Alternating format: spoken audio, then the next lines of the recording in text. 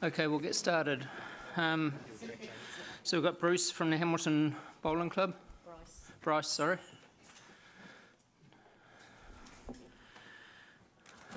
Thank you.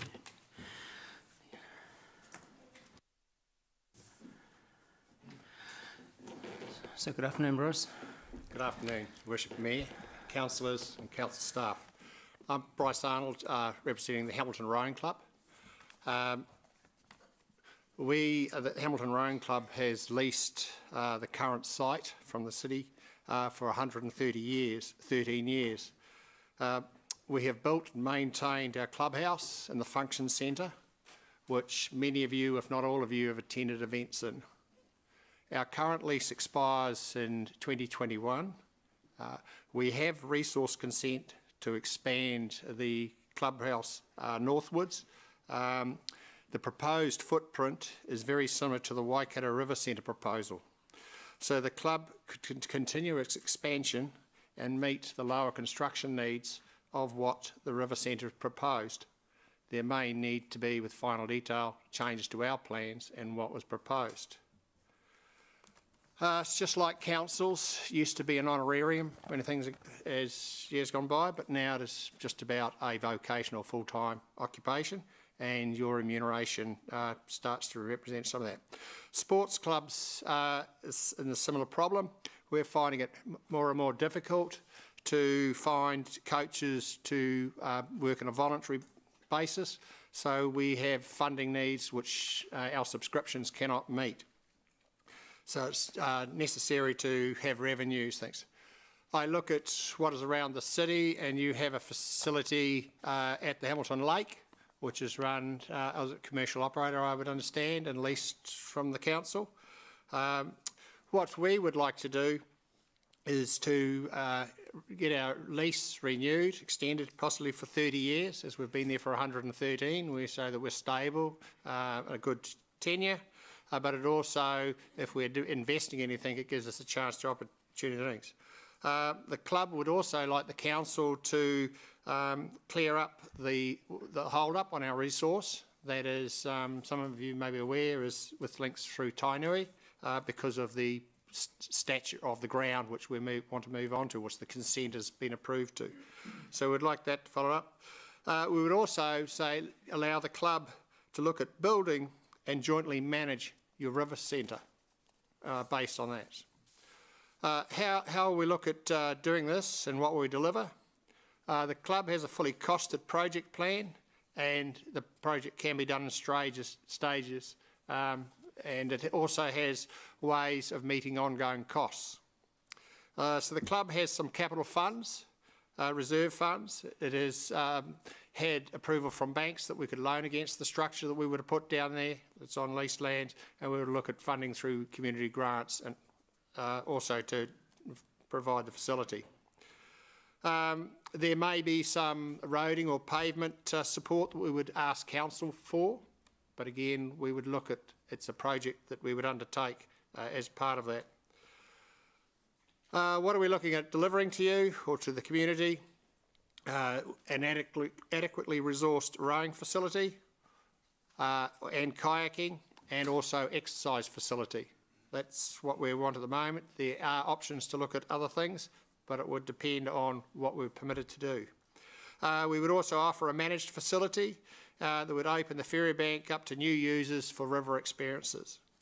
So that's the main thrust of our presentation for today, is to look at what we can do with the city to get on with that river development in the ferry bank precinct only. Further afield, we're not. Well, just another issue, which is part of, I know it's being done at the moment, is the jetty just north of the club. Is funding being approved to extend that jetty. Concerns that we have, and we were consulted on it, was it impacting on our club activities as it is? No, but there's other factors that we wonder if they're being considered, and that is debris. If it's out another 10 metres into the river, debris getting caught and tangled into it becomes a diving or a swimming platform. What things has that been concerned about? And also boats and things like that. What assessment is done as to how close the current ones. The water against that western bank is calm, and most of the rowing crews go down there on their way home because it's dead water and it's easy to go up there rather than moving out into the current further out. So we just asked that. One other thing that has been brought up in the river development plan discussions was assessments of the river use. And I'm just reading an article out in the foyer here on the roundabout between Queen's Ave and Killarney Road, and it says there's 145,000 vehicles using that per day, and you're looking at doing some changes there. So obviously somebody's doing some studies and assessment on its use, but I just wonder what is being done on the river as far as the users, what time of the day they're using it, what type of people use it, what time of the week it is, what time of the year it is, and what sort of water conditions are for all those different users. Because if we're looking at trying to put more activities on the river, I think some of those are the things we need to consider. So with that, I thank you for the opportunity to make the presentation to you, and I'm happy to answer any questions that you have. Councillor Mark. Thank you, Bryce. I was particularly interested in your take on the jetty. Now, so have you been talked to by council about the jetty? Yes, yes. And what did you tell him? Well, I was advised that the jetty is going out 10 metres. What sort of impediments was it for our crews or for people going out from the rowing clubs off and on the water? And I said the jetty is far enough away where it doesn't impede on that. As I explained, that some of the crews, say Hamilton Club, it's not an issue. Waikato Club around the corner, there's some of the rowers are actually still in training mode till they get up basically to the Hamilton Club and then relax and go around the corner. So it's more Waikato Dyer, Boys High, St John's are the ones, and then any other Waikato rowing club members that would be there. We do have crews that we may be bringing back that are exhausted or stressed. It could be schools or it could be clubs, and again we will normally push them to that side of the river to keep it clear. And so it's again, when you're exhausted, if you've got an obstacle to go around, things like that. Our policy in the club is that seniors can go out and cruise, not on their own, but with a pair or double or on the other side of boat, and look after themselves. They have PFDs, but no school crew is to go out without a coach in a coach boat or a support boat out there with them. So although there's supervision in there, we're just concerned. But the other one is about, I just wonder the debris that go down the river, whether that's the structure is going to cause problem, or it's going to create a submerged structure that, again, the rivers uses once the river's subsided a bit, start using it again. Is there going to be something else they're going to run into on there? Thank you, Bryce. Councillor Garry, just one question, please. Thank you, Bryce. Your tenure of your property, does that also, and I don't know anything about how we run the river, to be honest, in terms of who has the rights on it, does your tenure to the property also give you rights to use the water? What rights do you have to use the water? Nothing than any other people within the community to use it, yes. No, we don't have a right that we're allowed to exclusive use of these hours on these days. Okay. We just share it with every other river user. So you've just over time all worked out your different times to row and to waka and to whatever else. Okay, and it's not related at all to your lease with the building? No. We have the footprint of the building. We have the lease for that. And we cannot go outside that footprint, so all of our activities must operate within that footprint, but we have access to the loading ramps or to the water ramps down to the river and elsewhere, which we are not allowed to obstruct any other member of the public from having access there. And the gentleman with the... Excuse me, Gary, I'll have to stop you there. Oh, sorry, okay. Councillor Jeff. Thanks, Mayor Andrew. And look, I just wanted to find out a bit more about the development that the rowing club is talking about doing down at Ferrybank that you're keen to do, and I'm just keen to flesh that out. I mean, can you just explain that to me just a bit more? Well, Mayor Andrew, I could follow it up outside if it... I'm okay to take this as the last question. Yes, that's all. Absolutely. Yes, well, we've said we have submitted plans to council. We've been given resource to increase the footprint by the 15 or 20 metres northwards, and to build a subfloor, which would be a boat shed and gym down there, and then the above would be a new club administration service area. And also we've asked for, on the road side, on the Grantham Street side, some upper level extension of facilities there above. So This is for club members, not for public use, or?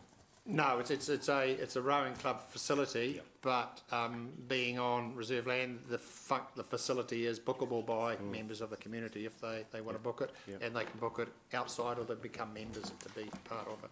What sort of money are you looking at spending? We were sort of 1.5 on our piece, but this is said that was done 7 years ago. Yeah, and you're still waiting. So we're going to have to revise that up. So yeah. Thanks, Bryce. Thank you. Thank you very much. Megan Campbell, Rototuna High School.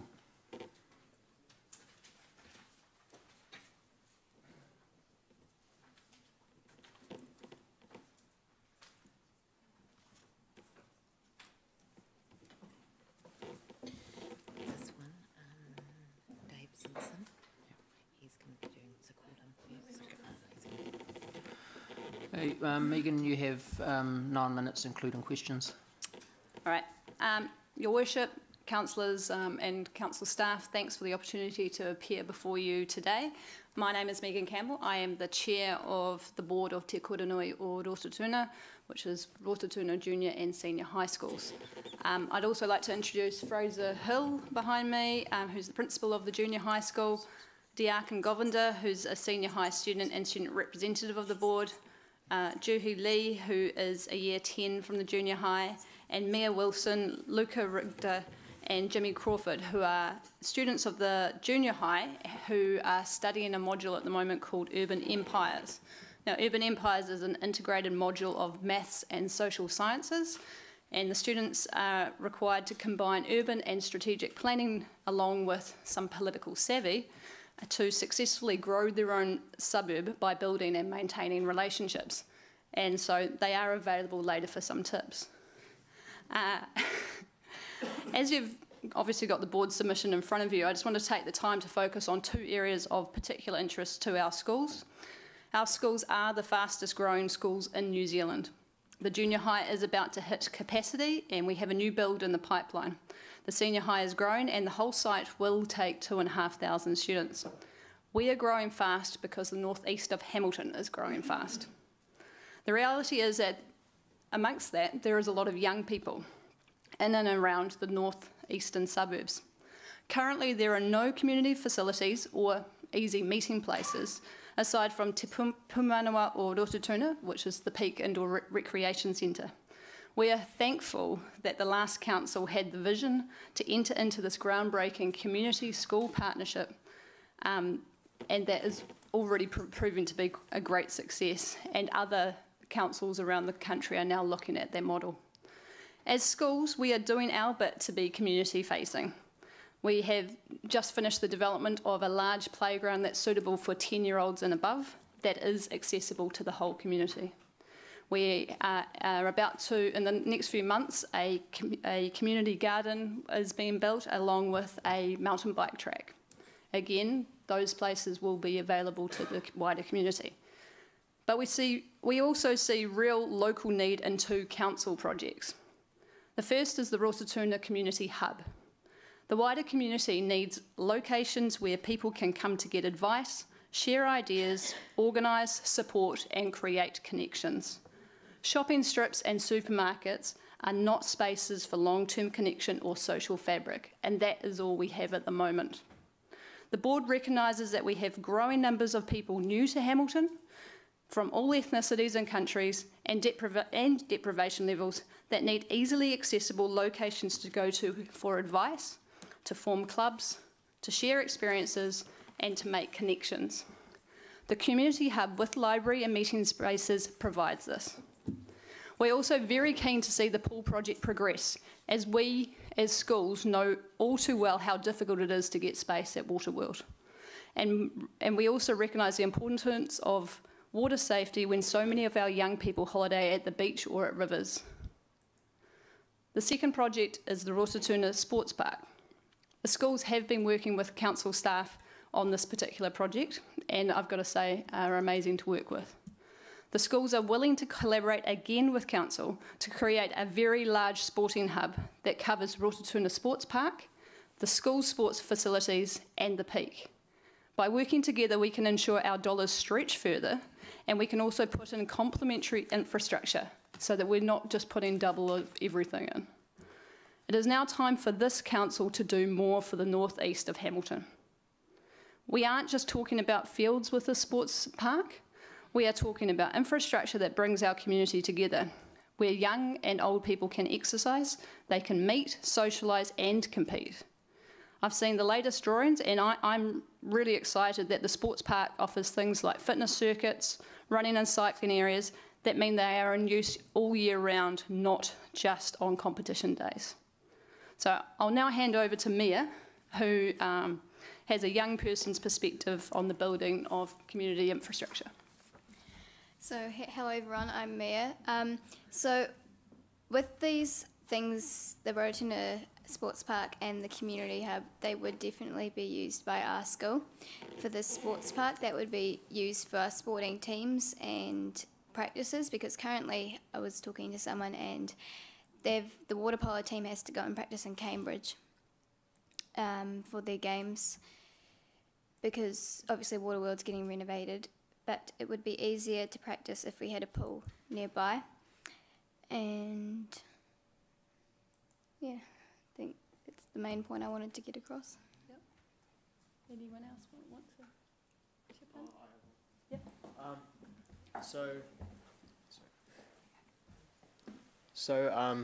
At the end of last year, I went to the National Age Group tournament for soccer for the under-16s in Wellington.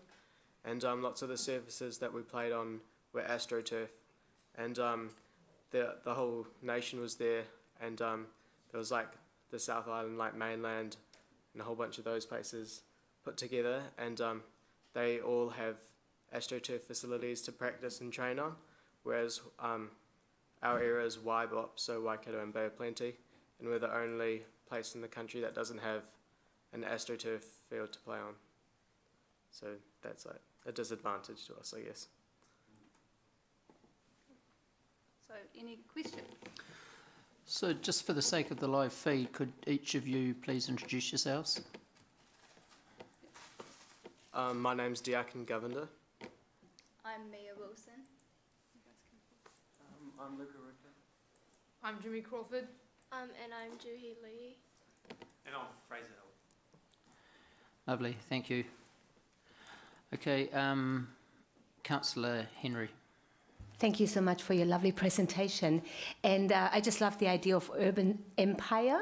So I would love to hear more about that. But just because you've brought so many young people along, Megan, can I just ask you, we don't have a youth council anymore. Do you think that would be a really important thing for Hamilton City to have again? So my view is it can either be in the form of a youth council or through consultation with staff and the like. I mean, one of them really interesting... Excuse me, sorry to interrupt. This wasn't part of the submission. It wasn't spoken about, and it's just totally off subject. Sorry. And it's political as well. So it's a whole lot of things wrong with the question you asked, Councillor Siggy. So can I ask you withdraw your statement and ask one that's relevant? Your question, it was a question. I didn't make a statement. It was a question, but I see your point. And it's not what we're here for. So could you ask a question that's relevant to this submission, if you want to ask another question? No, that's okay. Thank you. Councillor Paula. Thank you. Just two very short to-the-point questions. One is around priorities, given that there's a lot needed and required for the northeast of Hamilton: pools, turf, library, etc. I asked the Northeast Community Group what their priority was. That's one question. What do you see as the most important? And the second part of that question is that, given that we might not have the funding for everything in the short term, is what you're saying that the school is quite prepared to enter into partnership arrangements to get these things away more quickly? Okay, so two questions. So the first is, I think our submission today has highlighted the two areas that we think are priority from the perspective of the schools. So that's a place for parents of our schools communities, the hub, yes, which is the community hub, yep. And also we recognise that there's a big retirement village nearby, and you know, the whole fabric of community will use things like pools, meeting spaces, and having places to find out information, and libraries. and the second part was those sports parks will make a big difference to our students being able to have access to those places, but also having places to go and hang out, because it's not about building skate parks and things like that per se. It's just about having somewhere that's safe to hang out as well. And the other thing is, so young people, like these sorts of age groups, often you get a lot of focus on families and children and older people. You don't get a lot of focus and a lot of people talking to emerging teens and teens. One thing that's been really great about how that sports park's been developed is Lance's staff have come across the road and actually sat down and talked about what sorts of things would make sense to be in there that appeal to this generation. Because it's while they might not see it now, we're going to have a lot of young people coming through over the next few years. Thank you, and thank you for the younger generation coming today. Appreciate it. Councillor Mark. Last letter, thank you. Okay, and just thank you, Fraser, for what you do out at the school. And Megan, you did really well driving the peak right from the start, right from the conception and the concepts, and you really just stayed with that right the way through. And I just honour you and just acknowledge you for what you did there for your part and bring that all together. It was political and you got it through, so well done for that side of the city. So, yeah, thank you all. Thanks for coming in, children, young adults.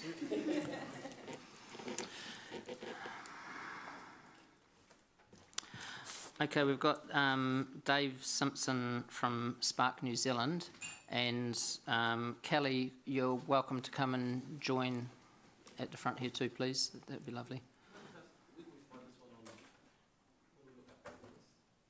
Trouble finding this one? Let me just check. Yeah. Just give us a minute and we'll get the link sorted. Thanks. Is anyone else having trouble finding the link? You found it and can guide me to it? If you search let me just check. Campbell Simpson? Campbell Simpson? Oh no, that's I looked up no, Spark sorry, and- no, that's not it.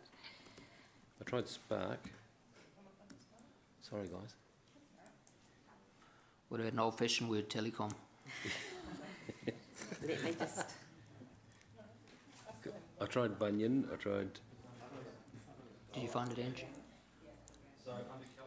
Under Kelly? No, I'm just asking questions. No.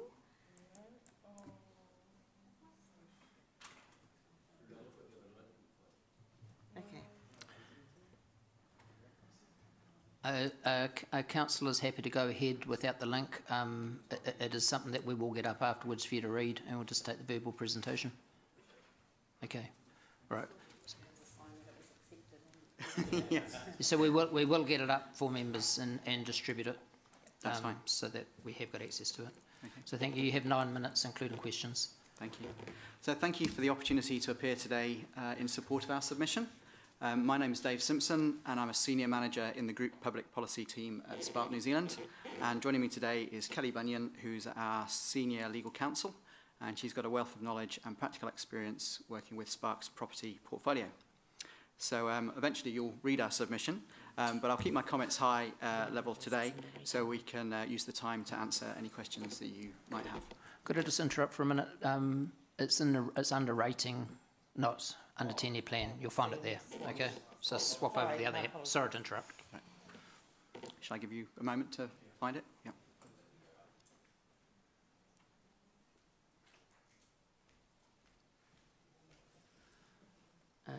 Amy, could we just start the clock again once we start again? Thank you.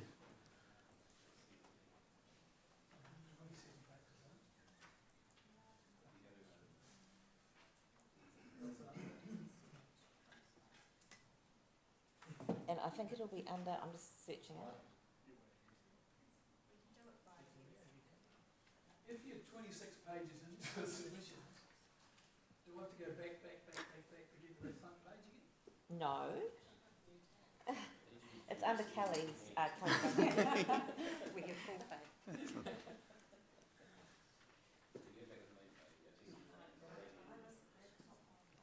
We are available for IT consultants. Who's your network provider? Maybe that's the issue. Need to be careful. So if you look under Kelly Bunyan,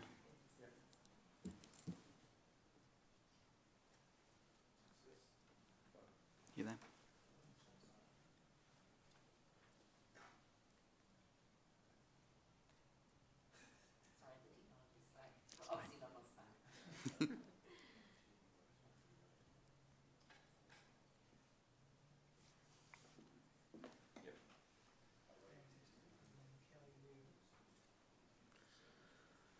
does anyone else need any help? Okay. All right, we'll get started now. Excellent. Thank you. So I'll summarise our submission now anyway. So we've only really got two main points that we want to make today. So the first one being that we disagree with the immediate transition to a 100% capital value rating system. And the second thing is we disagree with the general rates increase for the next 2 years. So the changes proposed, we think, are inconsistent with the Council's own guiding principles of rates, certainty and affordability.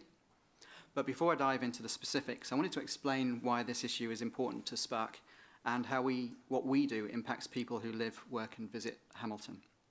Spark owns and manages one of New Zealand's biggest telecommunications network. We've got physical infrastructure and the various property arrangements within Hamilton City. We use this infrastructure to provide broadband, voice and mobile services, and we provide those both to residential and businesses, and those services are key enablers for a successful and vibrant economy. We will be investing considerably in years to come as we upgrade our networks and roll out new technologies such as next generation 5G mobile. We've also got requirements under the Civil Defence Emergency Act and the Civil Defence Emergency Plan, which require us to ensure that services are able to function to the fullest extent possible during and after an emergency. So we have to invest heavily in our network and infrastructure to ensure resilience in times of crisis.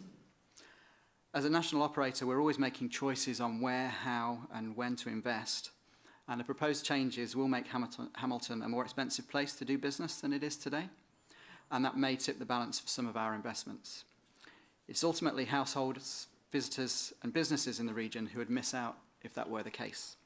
So with that in mind, let me turn to the first of our concerns. So the first one being the immediate transition to a 100% capital rating system. So the Council consulted on the shift from land value-based rating to capital-based rating system in 2014. As the changes were so significant, and after public consultation, the Council agreed to phase this change in over 10 years. We're not yet halfway into that transition, and we weren't expecting to be rated based on 100% capital value until the 2024-25 financial year. That 10-year glide path was introduced to provide business certainty and allow us time to plan for the increase. Removing the glide path creates a step change in local rates, which we were not expecting and therefore have not planned for. And the change, we believe, hasn't been properly explained. The Council did explore, I understand, transition remission, which were where existing ratepayers would effectively continue with the existing glide path. Unfortunately, this was rejected before we believe it was given adequate consideration. And there was a number of reasons given in the document for this, including the administrative overhead, cost considerations, and the ease of understanding for ratepayers. And we agree it would be complex, which is why we are asking just to stick with the current agreed glide path. So our second point relates to the general rates increase. And there's a guiding principle in the Hamilton Council financial strategy that moving to capital value ratings aligns with those who benefit from growth to paying for that growth. This is an approach where new properties built will pay higher rates, contributing more to the costs that they create. But this isn't the case for utilities. Spark's future growth expansion will benefit all Hamilton ratepayers and will be a byproduct of regional growth. We have obligations to maintain our network, and we need to keep our network fit for purpose as technology evolves. Telecommunications benefits everybody, not just those in the new area. Ensuring that rates are not overly burdensome is a critical component in providing us with the freedom to develop new technologies to the benefit of ratepayers. Our view is that the utility operators, telecoms being one of them, are being expected to contribute disproportionately for rates that will only deserve marginal benefit from. Finally, when we look at the relative split of the rates burden for the residential and commercial sector from 2014 to 2017, it's clear that the burden on business is increasing. The commercial sector contributes 40.8% under this model compared to 34% under the 2015 LTP. We're willing to pay our fair share towards council services, but this increase does not seem fair. So in summary, we oppose the general rates increase and the immediate shift to capital value. We're effectively being hit twice. We ask that the council continue to transition to capital value through to 2024 and keep rates increases to what was decided in 2015. Ultimately, we need to avoid the proposed double whammy of proposed price increases. So thank you for your time, and we're happy to answer any questions you may have. Thank you. Councillor Ryan. Thanks for your presentation, and fully understand the rapid transition and the impact it has on you. You've talked a lot about percentages in your presentation. In terms of dollar value, are we talking thousands or tens of thousands? Because there's no reference to the actual material impact it has on your property arrangements. Yeah, so Kenny can talk to this a little bit more, but at a very high level, actually, it's quite difficult for us to calculate that. So today, and there's sort of two parts of that. There's what the rates we pay today, and then what we may be doing in future. So in terms of today, we've got a variety of different arrangements for property in Hamilton. So sometimes we're paying rates directly, sometimes we pay via a third party if we're subleasing. So that makes it actually quite tricky to calculate today. And going forward, the whole point is that we're rolling out new networks as we go, and things like mobile cell towers and masts, which will require a lot more physical infrastructure around the place, that's a multiplier as well. So it's difficult to say the absolute number, but in terms of the thousands versus tens of thousands. Hundreds of thousands, if not more. So in some of those property arrangements that Dave was talking about, there's commercially sensitive information under those, so we can't really talk to that, but it's significant enough that we're sitting here today. Sure, thank you. Councillor Gary. Thank you. Excuse me.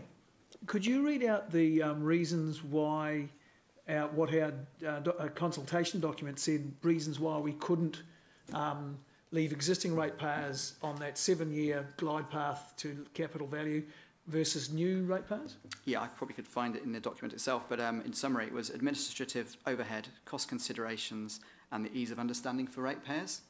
Okay, so because my understanding is, in actual fact, we're not allowed to separate our ratepayers into existing and new versus regarding this transfer to capital value. So maybe our document was deficient in not having that, or you may not have just picked it up. Yeah. Do you want to just confirm that what I've just said is right? One of the factors in the Rating Act in terms of whether or not you can distinguish for a general rate doesn't include when a property was built. So we can't distinguish under the Rating Act between land and between new and existing properties. You can do it by geographical region, but you can't do it by date that they were effectively developed. So our sort of position was maybe there's a way that you could use that kind of mechanism to say utilities maintain as well. So it's a way of sort of ring fencing a certain sector. Was where we were coming at. But when we looked at it, we think it is going to be complex, and it will add a certain a level of complexity and administrative overhead and confusion potentially. And so actually it's better just to carry on with what we had agreed previously. And do any of your power poles go to the library? I haven't got that specific information, but we don't have power poles. Oh, don't you? You don't. Beg your pardon. Shows you how old I am. So we'll now go to Deputy Mayor Martin. Yeah. Given that we are, I think, one of only 3-4 local authorities that do land value, so I'm thinking Tauranga and the City of Auckland, what is the difference between us and those two markets for you? So it's not so much a case of what the methodology should be. We had that debate previously. The point is that we were expecting to move there over a 10-year period, and we're ultimately going to get to 100% of using the new methodology. But the point is we're only 3-4 years into it, and then you're changing the methodology, So- and you're jumping straight to the end point. So it's not about the methodology, it's about the glide path. But I don't need to be provocative. You make a business decision, you roll out X, Y and Z in the city of Tauranga, right? And you roll out X, Y and Z in Hamilton. I'm a little bit at a loss. Excuse me, Deputy Mayor. You asked the question, they answered, saying that they were budgeting on it rolling out over 7 years. It's not about challenging, it's about But asking... it is relevant as a business. This is a major business, and I'm, you know, as you'll understand, this is a major national business, and you invest in Tauranga, you invest in Hamilton, and I'm a bit confused because Tauranga has capital value anyway. Deputy Mayor, they answered the question. Could you move on to your next question, please? They did give you a clear answer. And the point is it changes the relative attractiveness compared to today. If council hypothetically said it's another 7 years of transition, it reduced the transition down to 3 years, would that make any difference, or would it be academic for you? But it's still, it makes it less bad, but it still is a change from what we were expecting. Okay, thank you. Thank you. Thank you very much, Kelly and Dave. Appreciate you coming in. Thank you. Thank you for your time. Okay, we'll now go to Susan. Yeah,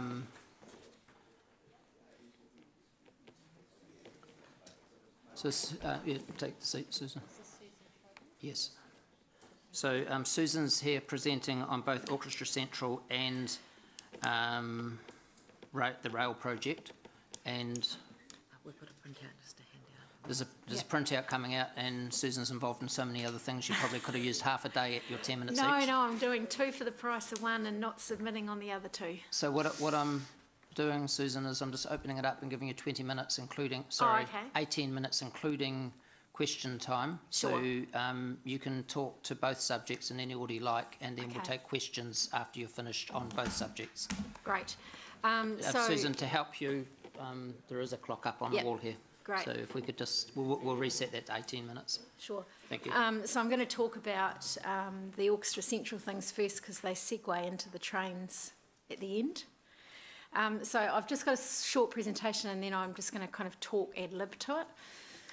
So for those of you that don't know who I am, I'm Susan Trodden. I'm CEO of Orchestra Central Trust. Orchestra Central is responsible for the majority of orchestral activity in the Waikato Bay Plenty, and we also partner with the other organisations that deliver similar kind of projects around town. If you attend an orchestral event, you'll see that everyone there, whether it's on the stage, in the audience, or wherever they are sitting, they're engaged in what's happening, and the high level of playing that's achieved by our musicians is not easily recreated. It's the result of an individual player's lifelong dedication to their craft and to each other and to the communities they're part of and contribute to. We believe that Hamilton is just a better city for having such wonderful orchestras that continue to flourish here. Orchestra Central's vision is to see a vibrant orchestral scene that brings joy to our communities. And a key part of delivering this vision is ensuring that we have wonderful venues for our musicians to make music and for our audience to participate in the experiences of seeing and listening to orchestras. We wholeheartedly support the submission that was presented by Sarah Nathan this morning on behalf of Creative Waikato, and we'd also like to endorse what was raised with some of our own experiences and research. We've had significant pressure put on our operations as a result of the closure of Founders Theatre, not only because it was a facility we used ourselves, but also because of the knock-on effect that the closure had on other venues in Hamilton. This impacted on our concert planning and delivery and the kinds of activities that we've been able to present. So an example of that is that it's almost impossible now to offer the community a large-scale collaboration between an orchestra and someone else, such as a choir, in an acoustically suitable and financially viable venue. This is a great shame, as these events not only engage many musicians and singers in Hamilton, but they also attract sellout audiences. As an example, the last time that Trust Waikato Symphony Orchestra and Cantando Choir performed at Founders Theatre, we filled it, 1,280 seats or whatever the number is, and turned people away. As council are aware, the Stadium Bowling Club on Hinimoa Park is not only underutilised, but it needs a tenant to care for it and to return it to a vibrant hub of community activity. There, we've found what is just about a dream come true, a potential home for the orchestra and many other music groups to rehearse and connect with each other. A regional theatre is not likely to be an administration hub or a rehearsal venue, but this building could be. We're urging Council to consider our proposal, being supported by the Vibrant Hamilton Trust. As musicians, you will know that we are expert at playing well with others. And so we see this as a fantastic opportunity for Council to make a real impact in supporting diverse community organisations in a very low cost, low risk way. We have two issues to raise that relate to the regional theatre. The first is the cost for community groups. Again, as Sarah mentioned this morning, the word community is a bit loaded. So what I mean by community in this context is the for-purpose organisations and smaller businesses that might be local users of the theatre. We're very pleased to hear that Momentum understand the need for a space that will be affordable to hire, but we do seek reassurance that this will be acknowledged and honoured in the long term. As the largest arts organisation in the region, we're very aware of the costs to present even the smallest, simplest concert, and we hope that Council take the evidence provided by Creative Waikato into consideration and ensure that this facility is accessible by the diversity of community arts organisations that we know should be using it. Secondly, there's been much discussion about location and subsequently the parking around the building. We believe it's vital that the theatre is in the heart of the city in order to evolve the CBD into a vibrant and attractive place for people to be. We all know that New Zealanders pride themselves on being able to park outside the shop. So it's time for a different conversation. We acknowledge that currently many of our audiences expect to park right by a theatre, but we believe that mindset has to change and that Council, along with key organisations that will use the theatre, have the opportunity to lead that storytelling. A mature city is easy to navigate and has a city centre that people want to be in. We know our demographic is changing with more young people who don't necessarily drive and older ones who may not want to, and we see that in our concert audiences. Our population is growing and we're attracting educated people with a strong interest in the arts, and again we see that as our audiences are growing, bucking international trends.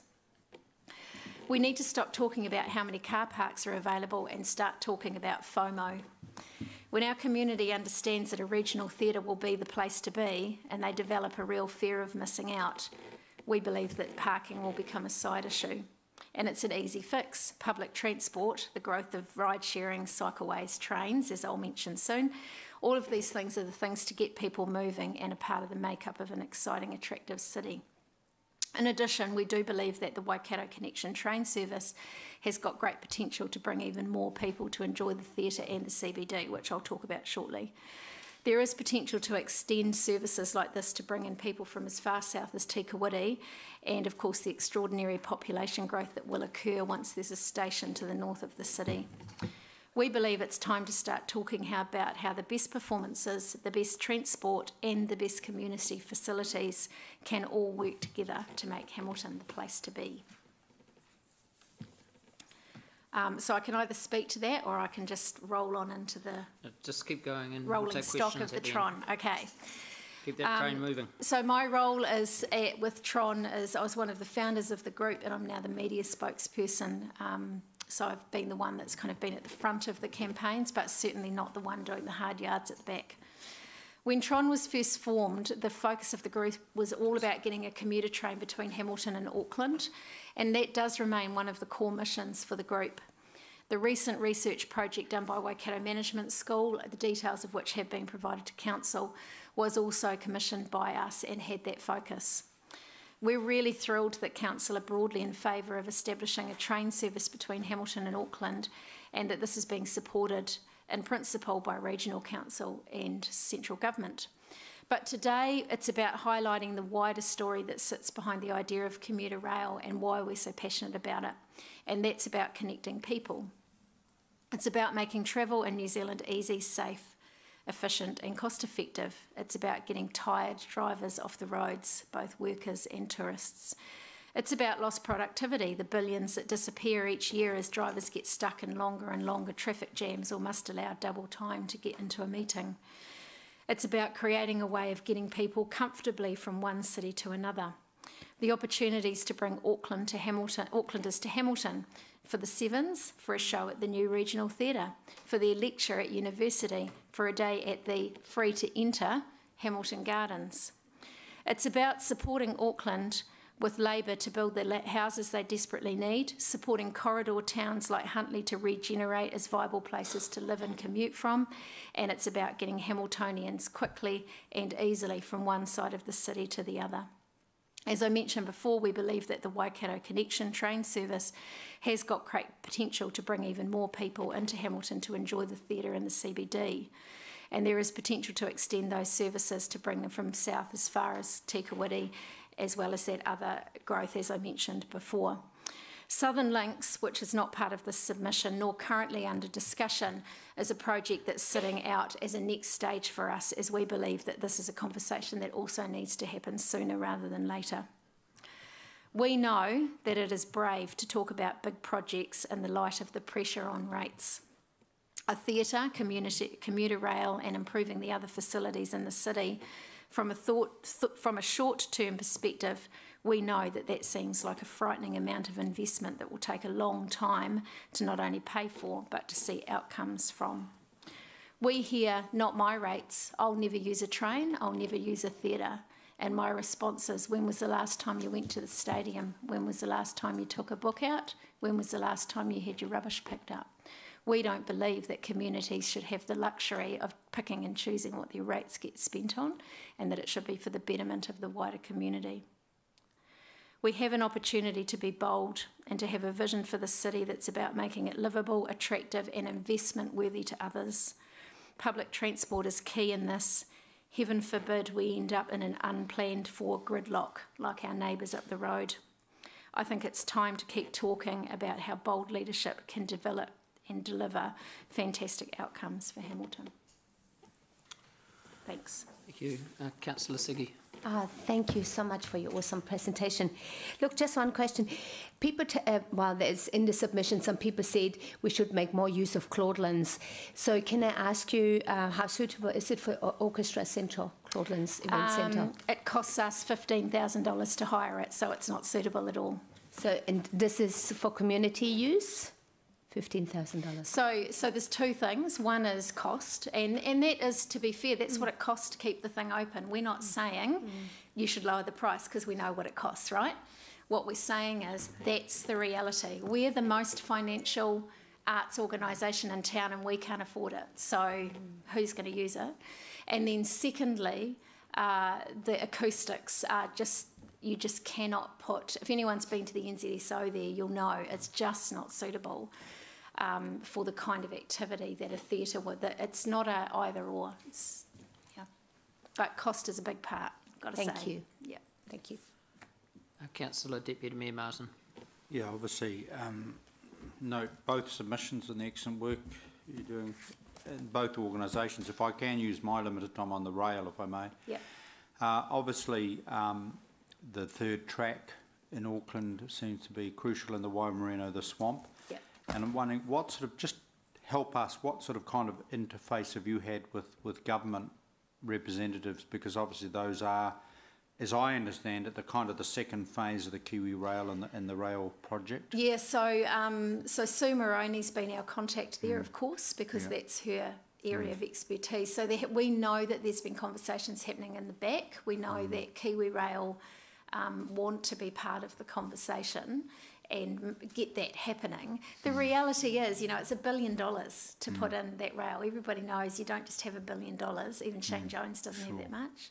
So there's discussion and a recognition that it has to happen. If you're going to have the under 2 hour, which is really the magic number, you've got to get people from Hamilton to Auckland and back in under 2 hours for it to be the mindset of the person that wants to park outside the shop wants to do it in less than 2 hours. So that conversation is happening, but where it's at right now, I can't tell you. A quick thing to me, I would assume the third rail link, basically that enables then the train from Hamilton right to Britomart, so people don't have to change to another. That's thing. right. Would that be a but priority? the question Yeah. that hasn't yet been answered, because it's Auckland information we haven't got yet, is actually where are people getting off? And we don't actually think most people are going to Britomart.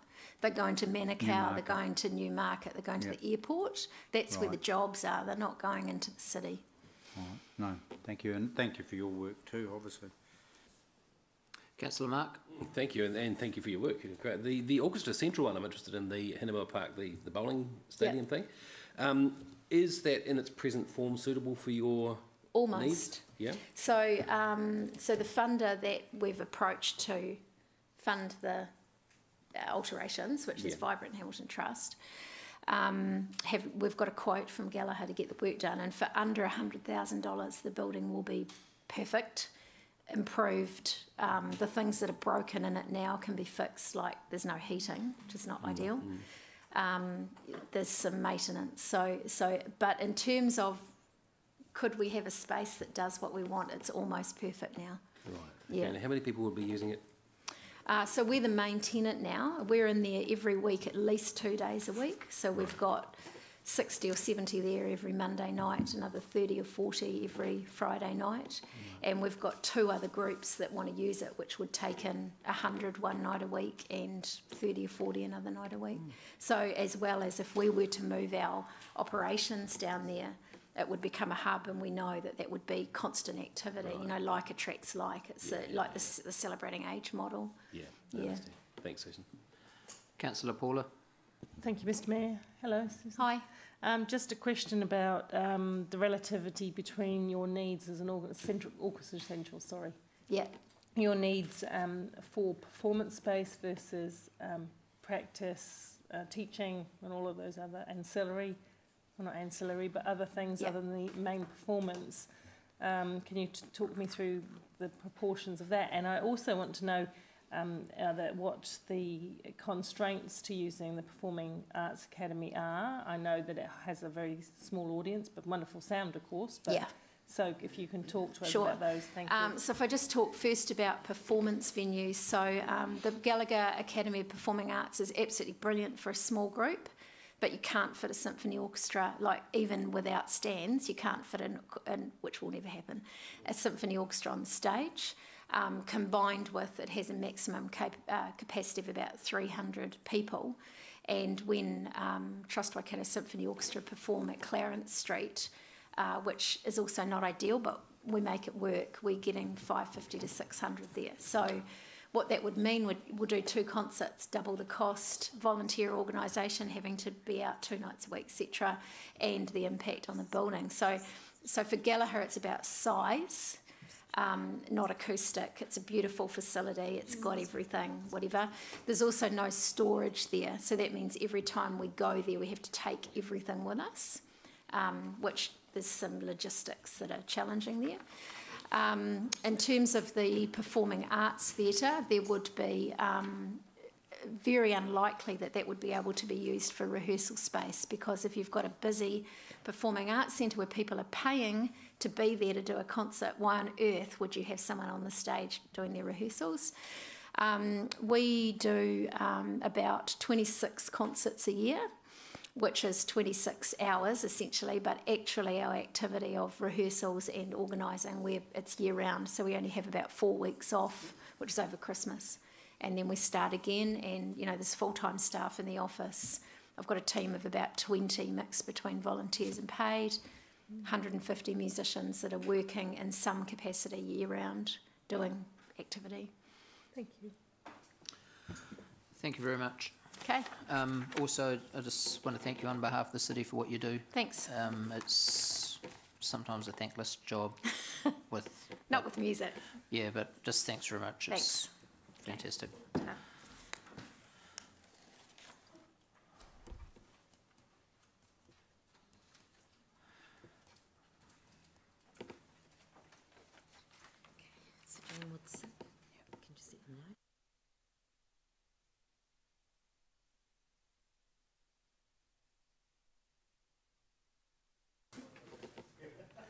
Okay, so we've now got a submission that's being presented by Julie on behalf of the person who couldn't make it.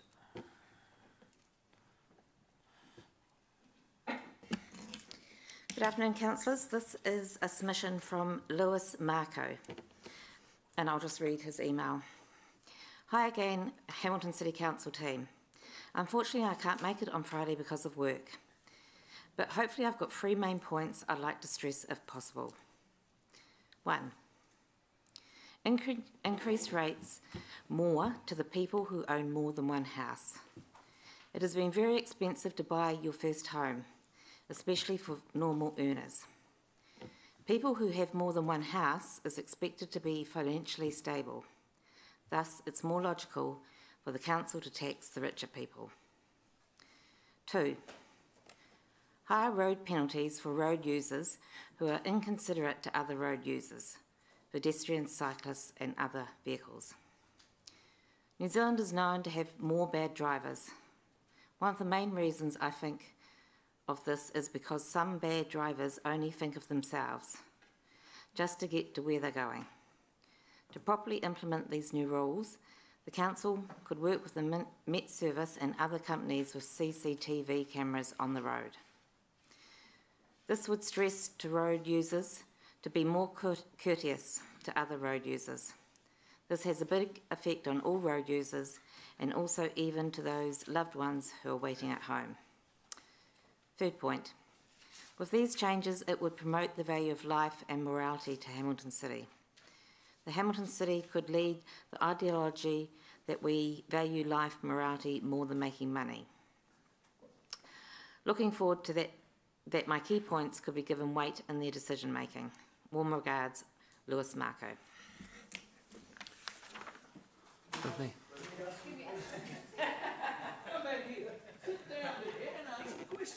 Yes. How many minutes? Okay, we'll break. He suggested that if you've got a second house, there should be like a rating. Is that even legal? Tax on. It's not one of the factors we consider the number of houses people own, but it'd be hard to. But so you don't know if there's no way. It's possible to do it, to be honest. Well, he clearly said he wanted to tax the rich, and that's exactly how our system works. Say that again? He said that he thought that the rich should be taxed more, and that's exactly how our system works with capital value rating. And, well, that's not the rich, you mean? And with the way that our central government PAYE system works, and our you know, all our systems generally work on that system. But I mean, not taking away from what he's saying at all. It's just owning a lot of property doesn't necessarily mean you're rich. Welcome. Just come straight to the table when you're ready. Just organise yourself first. Carnal.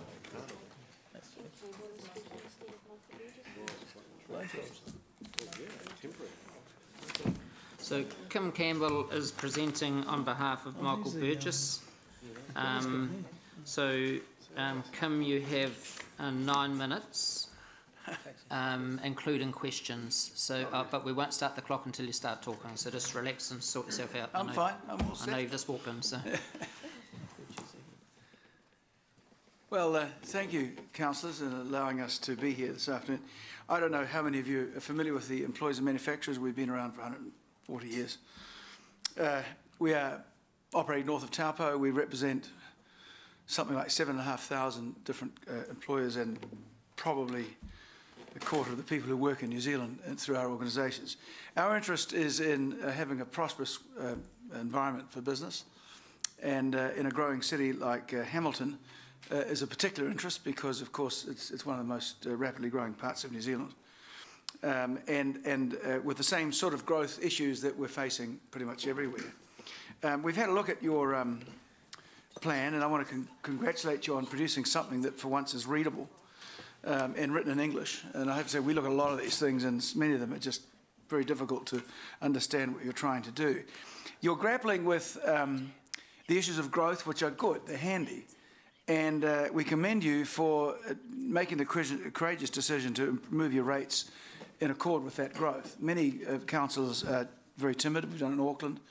And unfortunately, the ratepayers are shortchanged by that because they don't get the facilities they need. Having said that, we do urge you to keep a control on costs, not so much that you cancel your membership to the EMA, which you've done. So it's notable you've been very good at controlling costs. But it is an issue, and avoid things such as a living wage, because that's coming your way anyway through very rapidly rising minimum wages. In looking at your capital program, it's a responsible one, but I would encourage you to look at alternative funding methods. And we've been quite successful in convincing the Minister of Transport and others that value uplift rates is actually a good approach. In your Peacock, I think it is, subdivision, there's an opportunity where the value that's uplifted in the community from the result of the council's decisions, we believe that the council should benefit from that. And because if you don't reverse the cycle, you're never ahead of the costs of infrastructure that supports the developer's aspirations. So it's a way of recalibrating the way you look at it. Also, in terms of recycling assets, we encourage all councils to have a very critical look at the things you own and the things that maybe others could own and that you could then put the assets. We don't say getting rid of owning assets, but just put them into things which are essential for growing the city. And I notably you have zoos and other things, the skateboards and so on, parks. These are, it's a way of looking at things. And for instance, golf courses around Auckland is an example. Should the city own them? And really could that land be used for parks and perhaps other developments? So we're very much in favour of option 6. If you want an endorsement, I think that's the right one.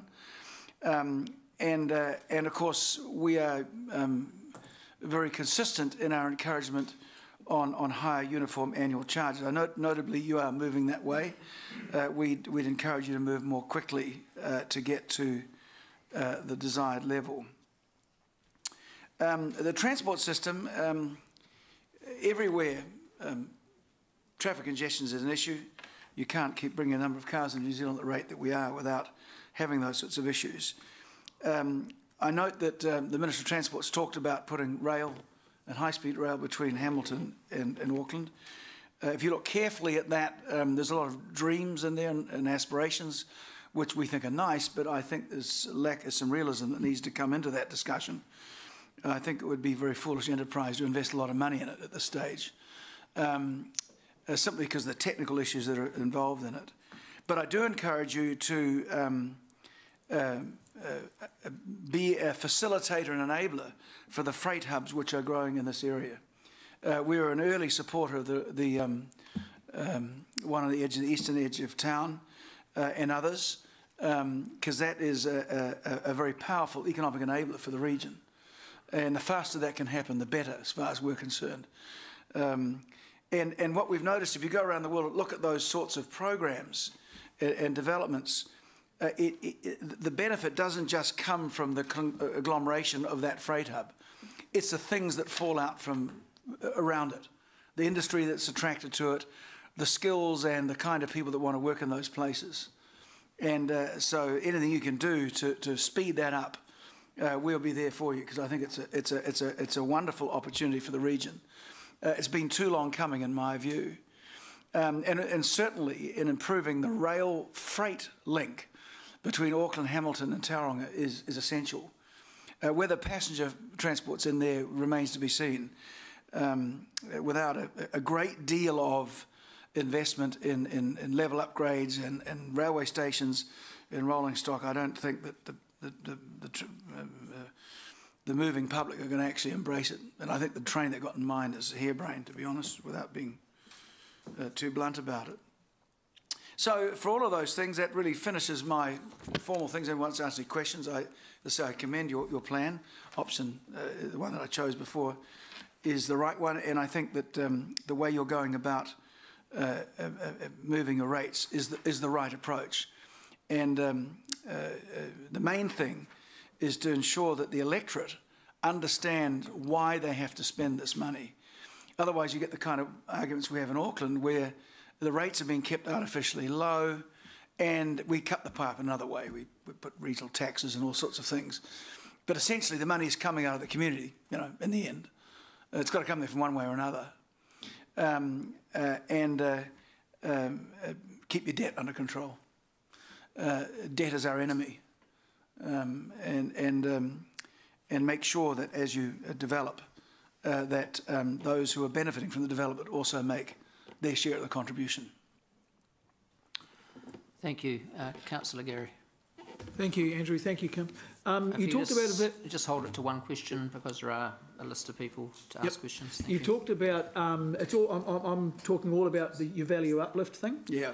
Just to be very clear on that, we're at the moment in the process of moving very rapidly to a capital gains tax, capital gains rate, capital value, beg your pardon, rating system, which means you start paying for the total value of your property for whatever reason. You've got a great view of the river, you're on a good road access, blah blah blah. A capital gains uplift tax, I think, is that just when if the council suddenly builds a lovely park beside your house and your property value goes up, you sting people for that? Is that what you're saying? No, what you do is it's got to do with the way you're planning. I mean, one of the things that's happened, and I'm sure it's happening here, people will land bank around the edge of town, and then they expect that there's going to be a huge uplift when you rezone. And there's been huge windfall profits made around, certainly in Auckland, and it's still happening. So there's nothing much left for, and the value that's being created is an accident of the planning system. And of course in Auckland, of course, you can artificially make that by constraining growth and suddenly letting it all go. So the trick is to having a device that means that the people who are doing the development and the land bankers recognise that value, you're going to share it with them. You see the same thing around railway stations. All the new lines in Hong Kong and London have been done that way. So there are very specific triggers which would trigger the up. Because understand the developer benefits. More than one the value for anyone in the development business is in the roads and the infrastructure, which have a very long useful life and are very expensive to put in at the beginning. And the problem is there's not a lot of incentive for cities, in my view, in the way we do it in New Zealand, to put all that stuff in because you don't get much of a return of it in the early stages. And so you're always capital short. So the trick is to front-end load the capital injection through the value uplift. And that's how they're putting the new train lines through Hong Kong, Vancouver, London, Manchester. I mean, that's how they all do it. Otherwise, they wouldn't have the capital to do it. So it's just another way of raising capital up front. Thank you. Councillor Paula. Thank you. I've got two short ones, and as we are a little bit ahead of time, I'll keep them short. One question is around, you make the comment that uniform annual charge is about the right rate, and I'd like to explore that. And the second one is that in your written submission, you acknowledge that any rates rise over 1.4%, you talk about inflation, is unacceptable. And then later on, you do go on and say that you accept the 9.5%. I was a bit confused. Yes, you would be. Thank you. In reality, we ought to be able to run our businesses, and this council is not doing any other business, and keeping our costs within what effectively is happening in inflation. But if you look around New Zealand, Hamilton is no different from anyone else. For years we've been constrained. We haven't spent enough in both capital and other parts of the way we operate. We disagree absolutely with borrowing money for your operating costs. That's like borrowing money to run your household.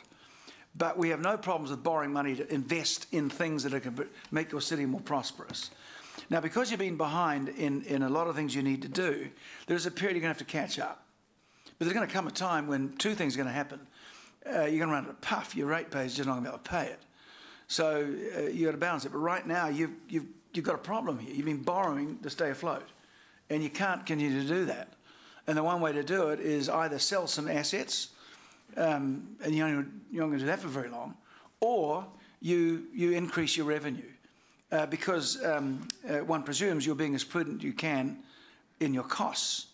But I'd say it's a combination of those things. But right now, when you look at your accounts, you don't have much choice.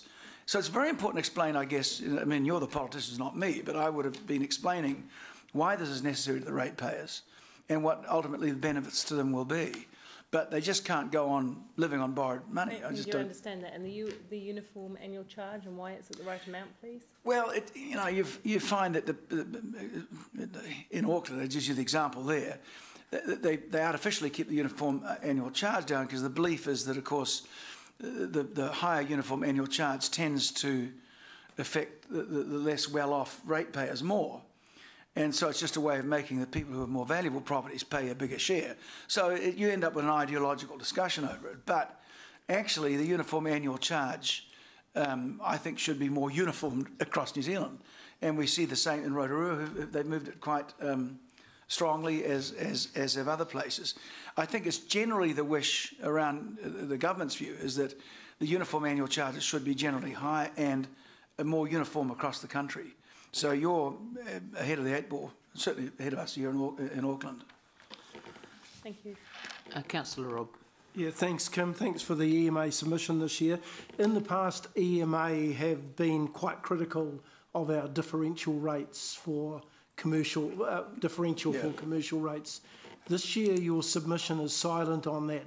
Can we take that as being that we have sort of reached a level of where, and this is probably part of our move to CV, that we're actually getting a differential which is perhaps a little more acceptable to most of your members? It's been a perennial issue, and actually there's two parts to this. One is the differential to business. We think it's counterintuitive because you want businesses to be successful, you want them to come to town, you want them to invest and grow. And there's two parts to that. The first is the rate we believe should be the same. And if you've got a capital value, in a sense, that's fairer.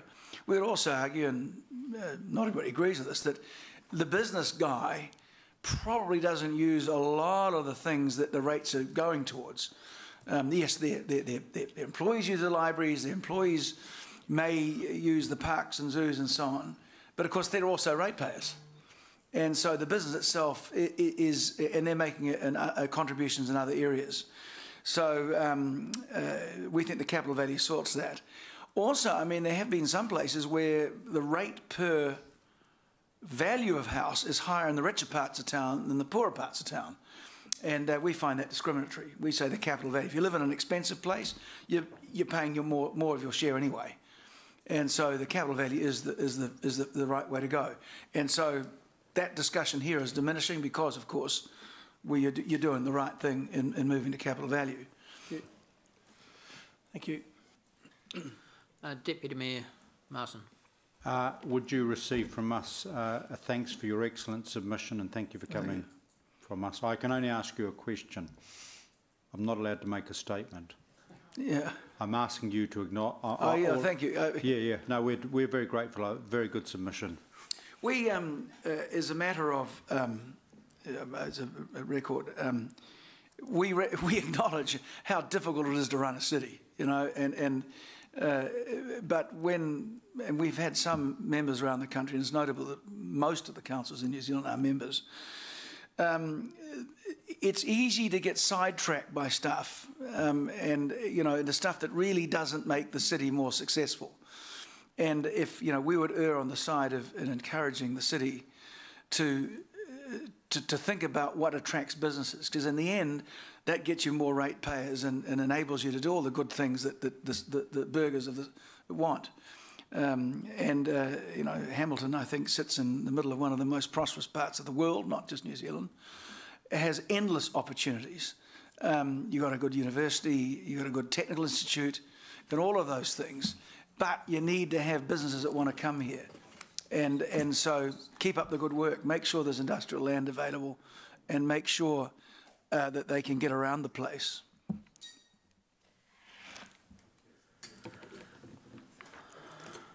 Yeah, sure. We've got time. Cause Michael, I'd appreciate your commentary on you're pro our rates increase and you're pro UAGC. The kickback we're having on UAGC is that it's subsidising those high-end properties as they escalate now for rapid transition. So, yeah, just your commentary on that. With all of these things is that when people understand why and how, you end up with a more informed and less shrill debate. That's been my, and again, to use an example, how not to do it. Go to Auckland, have a look. All people see is cost in the council and even the minor increases because the uniform annual charge is so low and the actual rate increases are low, they look everywhere for money. And so we end up with people who are unhappy. If you explain to them, and I think that's why I think your plan is so good, it makes the issues very clear. What are the issues? You know, you make a choice. You can't have it all. And a prudently run city will balance its books. You can't borrow money to stay in business. No, you you didn't quite answer my question though. So the pushback from us on UAGC is it's subsidising the high price. Why is it subsidising somebody? Because the properties that are going to go up to thousands of dollars more, the UAGC still relatively low takes the top off them and lifts up the bottom a little bit. Well, it's of necessity an averaging process. I say that to anyone who takes that view, you say, well, actually, if you've got a really valuable property, you are paying a big chunk of the rates anyway. All the annual charge does is even it out at the lower end. And I mean, there is a social equity discussion that sits here, and there is an upper limit where you're going to go with this, because in the end it is unfair. But I'd argue that in Auckland, where it was $300, I think it was artificially low. If it went much over $1,000, you'd say it'd be artificially high. So it's a matter of balancing that. And you know, now that you've got some quite high rate increases, there's going to come a time I think you're going to have to put the brakes on that, or you're going to get real electorate pushback as well. But I think what's important is to explain to people what they're going to get, and frankly, you have to get the electorate to accept the choices. Okay, have low uniform annual charges and don't get your lawns mowed. And make up your mind. I mean, you can't have it all. And yeah.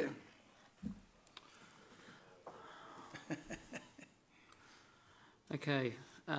Thank you, Michael, and thank you, Kim, for being here for support and your very decisive and pragmatic presentation. So thanks so much. Thank you for the opportunity. We'll be back next time. Thank you. All right, elected members, is it okay if we now stop for afternoon tea? But because we are ahead of time, but once more than one person turns up, I don't think we'll bring you in for the first person because we don't want to have a 3-minute conversation, and then we're back out for a cup of tea. So we'll just, if you just stay on this floor, and we'll call you back in when we're ready. Thank you.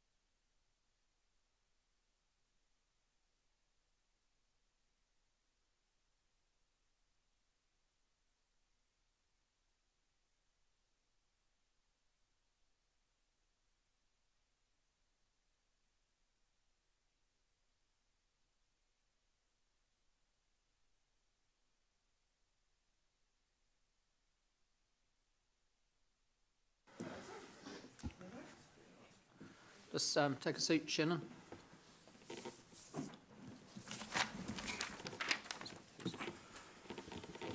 Kind of like being on radio, isn't it? So, Shannon, who were you presenting for yourself or for an organisation? For myself, there. For yourself, okay. Yeah. Thank you, Shannon. So, Shannon, you have 4 minutes. Okay.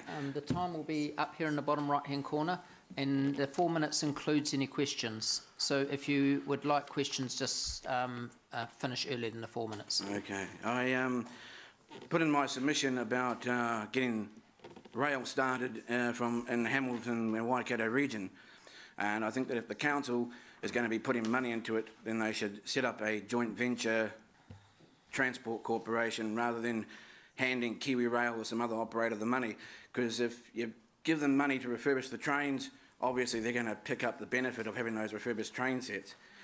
One of the problems of facing any commuter service is getting the rolling stock, and it's interesting that Auckland Transport's just gone and sold off all their new push-pull trains to an overseas operator. So that puts a new operation in New Zealand in a bit of a squeeze. So that's another point I made in my submission. I believe they could be using Silverfern rail cars for the initial trial services that they want to start up, but I'm not too certain on that point. I'd like to see the Railway Institute got up and running again.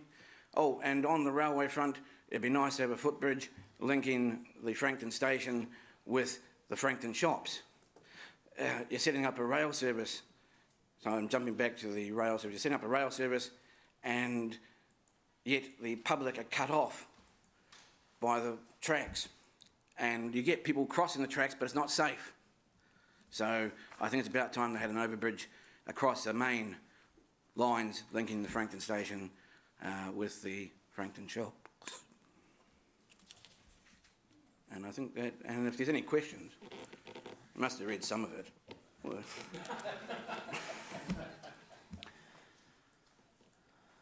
Thank you, Mark. Councillor Mark. You mentioned in your submission about the Methodist Church in London Street, etc. What would you like to be done to that? Well, I like to see heritage preserved. I think that it's the rape of our cities when we see the removal of our heritage and character. It's gutting to the soul. I mean, a building like that's been there for over 100 years. So sadly, I think they've sold it off and it's going to be carted away, but it'd be nice to prevent any further loss of the historic fabric. Thank you. Thank you. Councillor Leo.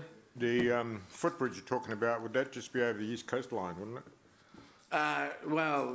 Yes, it would be. And who would pay for that? Because I don't think Kiwi Rail would, because they're a greedy state-owned corporation that don't care about the public interest that much. So the responsibility or the burden seems to fall back onto the local council and the community, or the local council and the regional council. It would be nice to get that bridge there, because people are crossing the tracks, students are crossing the tracks, it's not safe. Kiwi Rail do have a responsibility to provide that safe access way, and they're not doing it. Could we put a toll on it? Could we put a toll on it? Well, what would you like to charge? $10.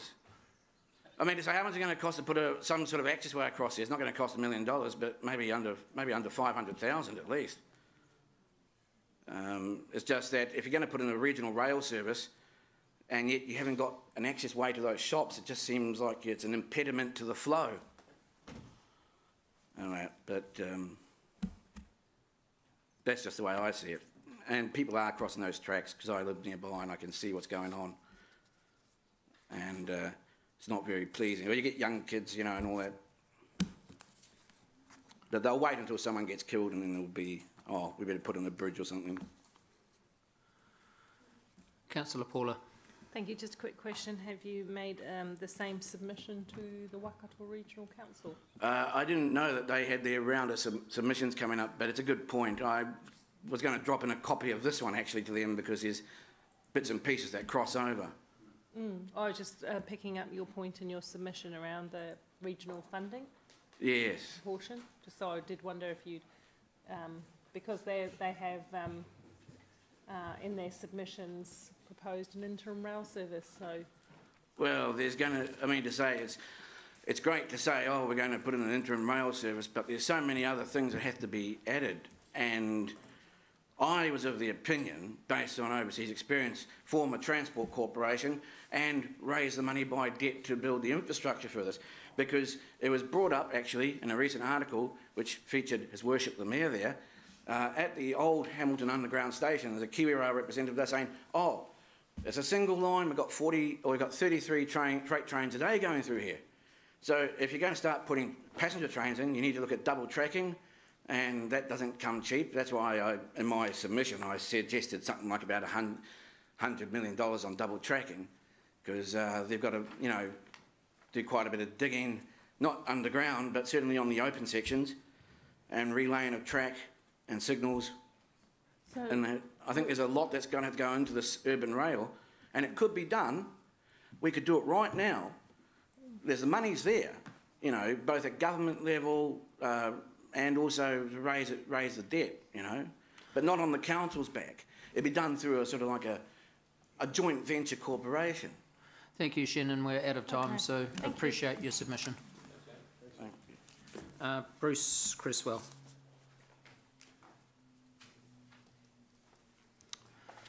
Thank you. Hi, Bruce. Who are you representing today? Me. Personal submission? Yes. Okay.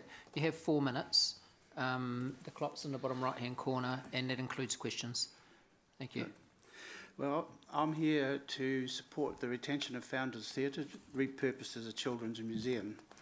And it's my intention to try and persuade you to include it in the current 10-year plan. When the decision was made for Momentum's magnificent new theatre, I'm highly supportive of it, you presented 3 options to the Hamilton public for the founders, and that was rebuild, refurbish and remove. So most of the work done around Founders and its future has been based on its retention as a theatre. But I understand Council don't wish to retain it as a theatre to compete with Momentum and the other theatres around. So the concept of repurposing it to a children's museum removes a number of cost structures. The cost structures around refurbishing and renewing Founders are not required for the children's museum concept. For example, we don't need the flying system in the theatre. We don't need the roof reduced. We simply need somebody with a big hammer and a hard hat to take it all out. If we commence our theatre in the foyer, we need to strengthen the main wall, but that strengthening requires the doors to be filled in, doors which we don't need. So there are ramifications of changing that structure, and also all probability to changing the costs required to refurbish the theatre. The theatre itself becomes a family-orientated destination, and Hamilton is planning to become a family-friendly place for people to go. Founders sits exactly over the road from the Victoria residential development concept, so families coming to Hamilton to live in that area simply walk across the road to a children-friendly place, the Children's Museum, plus the outdoor park area. So we offer serious attractions to getting people into the city. Now, locating the Children's Museum at Founders means that people, when they leave that, if they wish to go visit, for example, Victoria on the River or the Momentum Theatre for a show, will actually be walking across the city. So we're actually taking people from the theatre across the city, supporting the revitalisation plans for Hamilton itself. Founders as a children's museum also becomes an amazingly interesting tourist destination. 2 hours south of Auckland, people travelling south to Rotorua might stop to come to the Children's Museum, get the children out of the car who want to get there quick, and so we add to the tourist visitation concepts here. I have 1 minute for your questions. Thank you. Councillor Mark. Thanks, Bruce. Are there any of these children's museums working around the world? There's plenty of them working around the world. There's over 600 children's museums across the United States, across England, coming into Asia. We even have a small one here in Excite, and Excite represents a great model for where we want to head. But our ideas are much larger than Excite. Excite attracts about 12,000 visitors a year. Right, thank you. We're planning to attract about 30,000 in the short term, growing to about 60,000, 70,000. Councillor Jeff. Hello, Bruce. Good to see you again. Yes, indeed. You've got in your submission the annual revenue projected for this museum to exceed 3 to 3.5 million, so making it a viable project. What sort of market research have you done to back that up? None as yet. But what we're doing is we're modelling the attendance on what's going on at Hamilton Zoo. Hamilton Zoo gets over 100,000 people a year. They charge about $66 for a family to go there.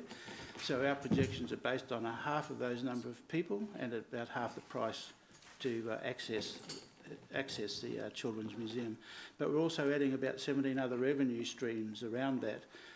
We have the opportunity to put a cafe there perhaps, we have the opportunity to put a store, we have the opportunity to charge for parking, we have the opportunity to do extra things such as wedding parties in there, offering a unique environment. We have the opportunity to do children's parties, we have the opportunity to slug governments for funding, and we expect to get a lot of funding through commercial organisations who many of the exhibits will represent their functions in teaching children how to do things such as fire services, ambulance services, retail services and so on. So okay. we have identified about 18 streams in there from small to large. Okay, thank you. Thank you very much, Bruce. Appreciate you coming in. Thank you. Okay, Alec Forbes.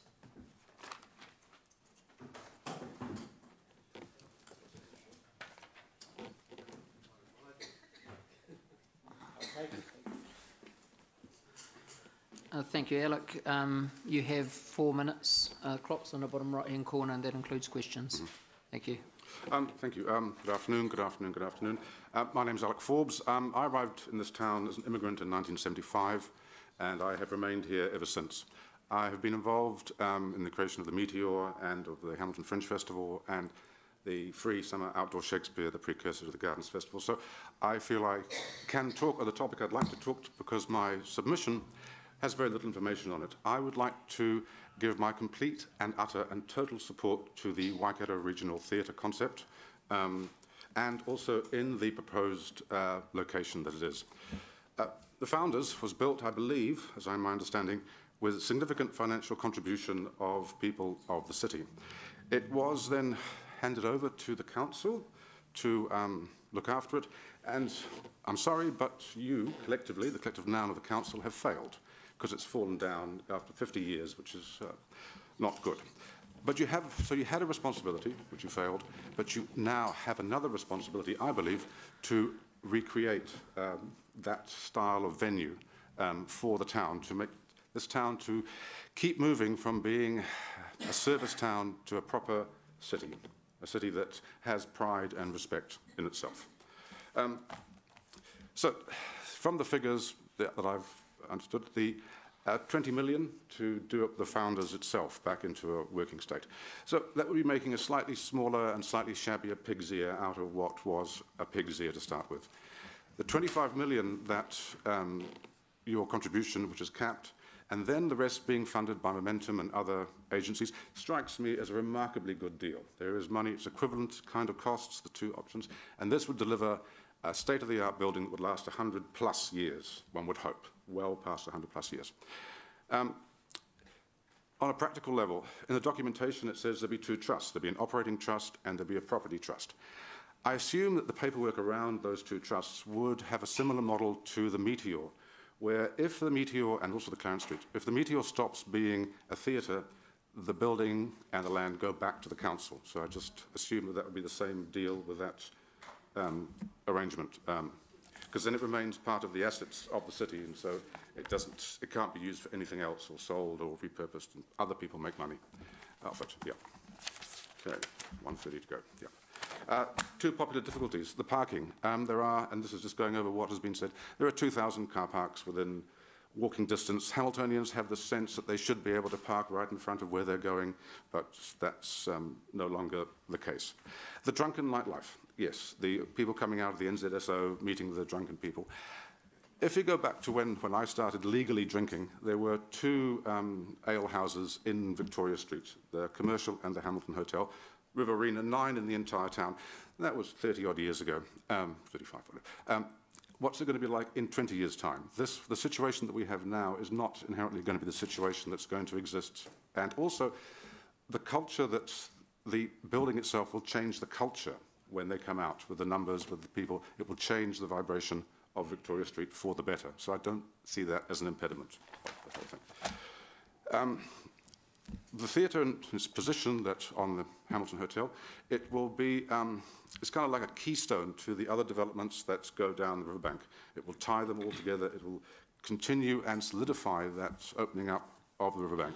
It'll be transformational, is a word that they use in their document. I agree with that. You've done this before. You voted 13-0 for the Meteor to go into the trust thing. You did it with Clarence Street. You can do it again if you wish. Yep. And I do realise that you have to have, and I commend and encourage you collectively to know the cost of things. It's very important because you are keeping the purses strings on our behalf. But I would also urge you to consider that you need to know the value of things. And that building will add extraordinary amounts of value. And finally, I know I'm just running out of time, that I'd like to suggest a name for the building, that you call it the Hamilton as the name of the building. Thank you very much. Okay, we only have time for one question. So, Deputy Mayor, one question, please.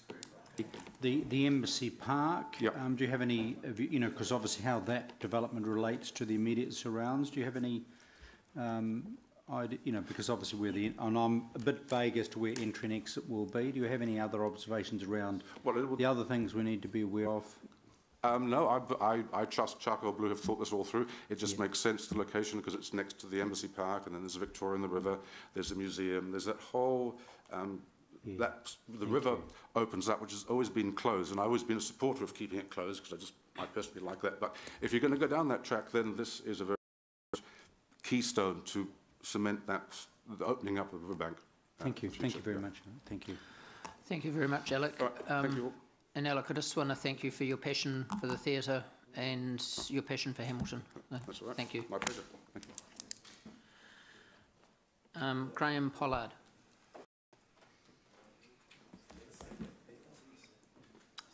No, I'm not talking about Garden Place Hill. Have you clocked off, Graham? Sorry? Okay, Graham, you have 4 minutes. The clock's on the bottom right-hand corner of the screen. The 4 minutes includes questions. So the floor's yours. Thank you, Mayor King. Thank you, councillors. I hope you're all well. My first point is regarding rate increases. This is a personal submission, you understand. I understand what you're trying to do. After all, I was actually at the start of the project that identified that there was an issue here. I agree with the need to increase revenue. Now, an average rate increase of around 9% would be bad enough, but actually it's a huge burden when personally it's 25%. And in fact, with salary changes, the rate take from my salary is actually more in the region of 33%. It's actually rather a lot. Income generally doesn't increase by that amount anyway. The Reserve Bank today was talking about how slow wage growth is in New Zealand at present. There is a risk that you're actually making people that bit poorer. And that's just 1 year. Then the same the second year. When capital valuations increase, the likelihood is that rates will go up again. And there's the potential for a regional fuel tax that's been talked about as well. Frankly, we are going to struggle to manage it, and I'm quite sure a lot of other people will struggle to manage it as well. I understand as well the analogy of increasing your mortgage to pay for groceries. The problem is that you potentially just shift problem onto individual ratepayers. Now, just because someone has a higher valued property doesn't mean they can afford these increases or that they've got more disposable income. In fact, if you've got to pay out more for your mortgage because you've got a higher valued property, the chances are you've got less disposable income. And then there's a problem for people's ability to maintain their properties and recoup that value as and when they sell, or to spend money in the CBD, in the base, at the new theatre or wherever. So that could affect the local economy as well. So I think you should be concerned not just about the affordability of houses to purchase, but the affordability of maintaining them as well. So my request, please, councillors, is to slow down. I understand where you're trying to get to, but please, for us, slow down, reduce the rate increase, or just spread it over a year or 2 years more if you can, please. My second point, I do have an eye on the clock, is regarding the zoo master plan, which I see is sitting in years 4 to 6. Now, Hamilton is very lucky to have world-class gardens, and it could develop something really special or unique, developing a world-class zoo, world-class arboretum as well. Backed by the science facilities and the students at the university, we could really have Hamilton as a biological science centre of excellence. Destination playgrounds are far from unique. We've already got some. Other places have them as well, but no one else has this combination of gardens, zoo, arboretum, university, and this would really promote Hamilton as something different, something unique. And I'm quite sure putting the money into the zoo master plan in years 1 to 3, rather than 4 to 6, for the local economy. I know, having worked in this space before, that if something sits in year 4 to 6 this time round, it could quite easily sit in year 4 to 6 next time, and the time after that ad infinitum, so nothing actually happens. So please, alongside the gardens, let's make it a good zoological facility as well, and make it something that Hamilton can be really proud of. Thank you very much.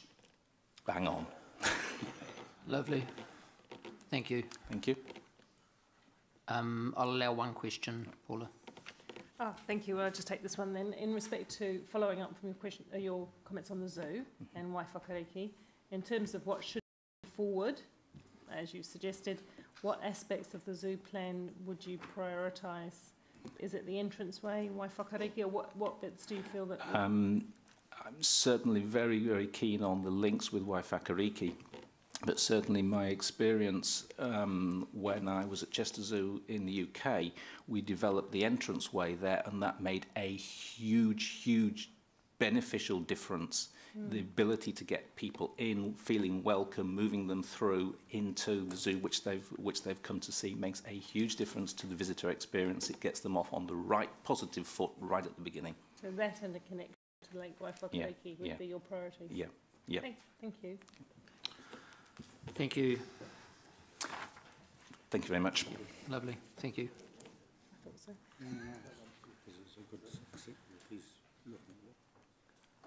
Okay, Ron Pengelly. I get 7 months, don't I? Because I'm 3 minutes early.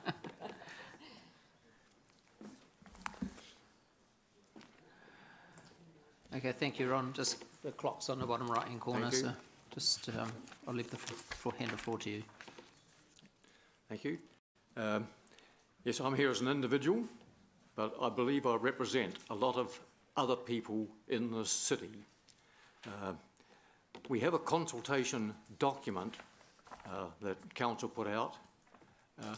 I am a bit critical of that, because while you have put it out as a consultation, when you actually have a look at the questions, first question, 6 options, lovely, but 5 of them you people don't like yourselves.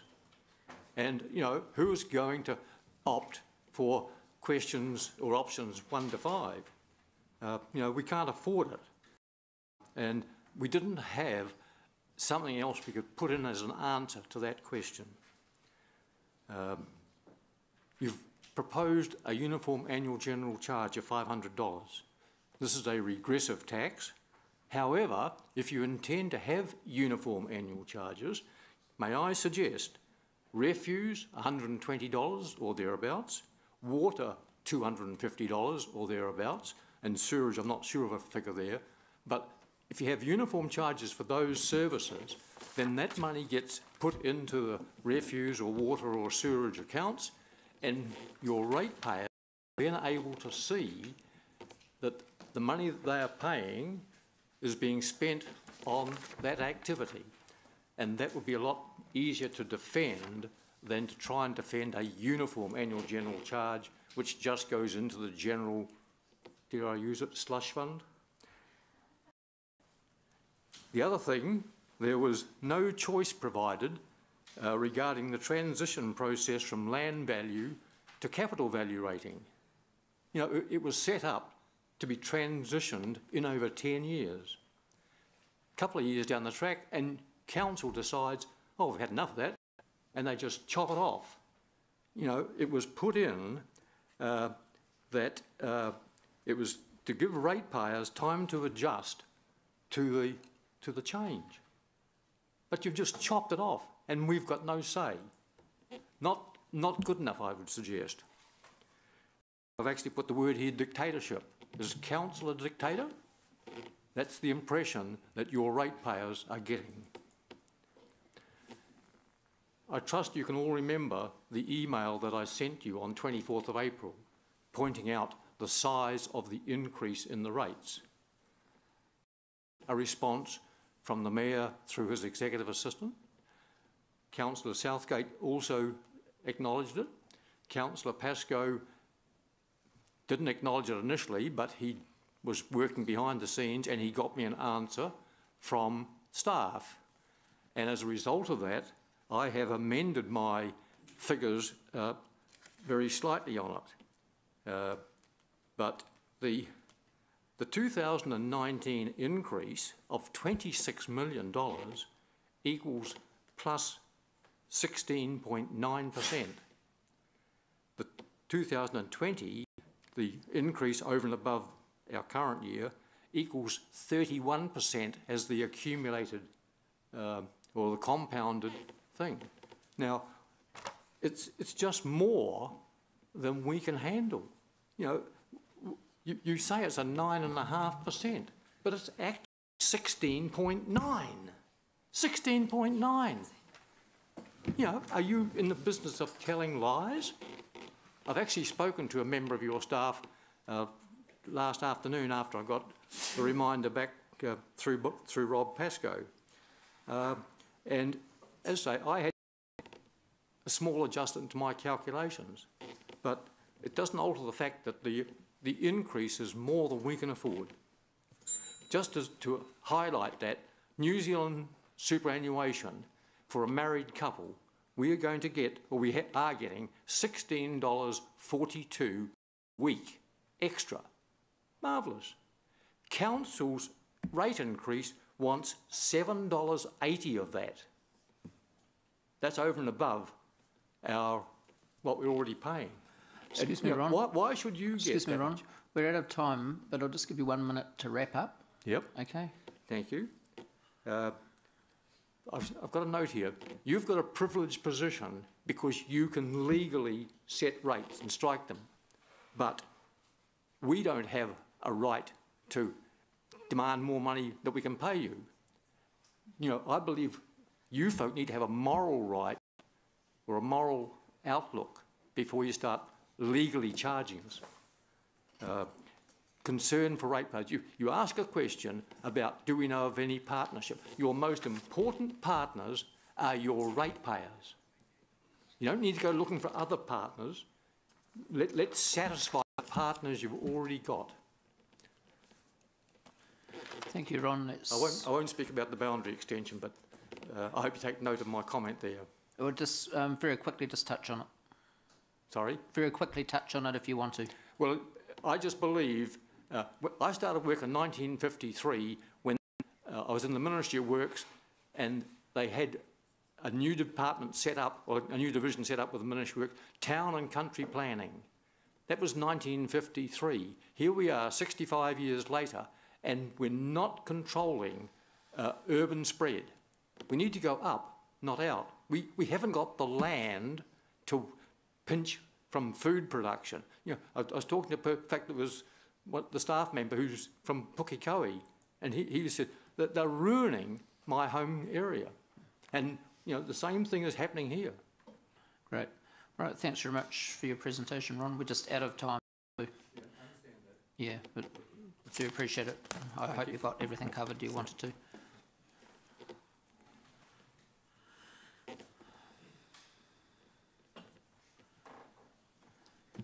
Okay, Christopher Manson.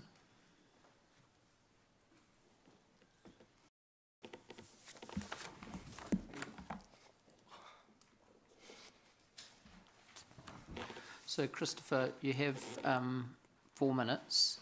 The clock's on the bottom right-hand corner, and I'll just hand it over to you. Thank you. Okay. That 4 minutes includes question time. Okay, thank you. I'm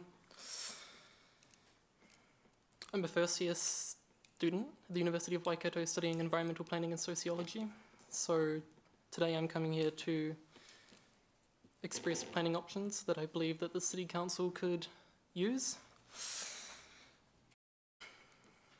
I'm shaking a little, but it's okay. All right, so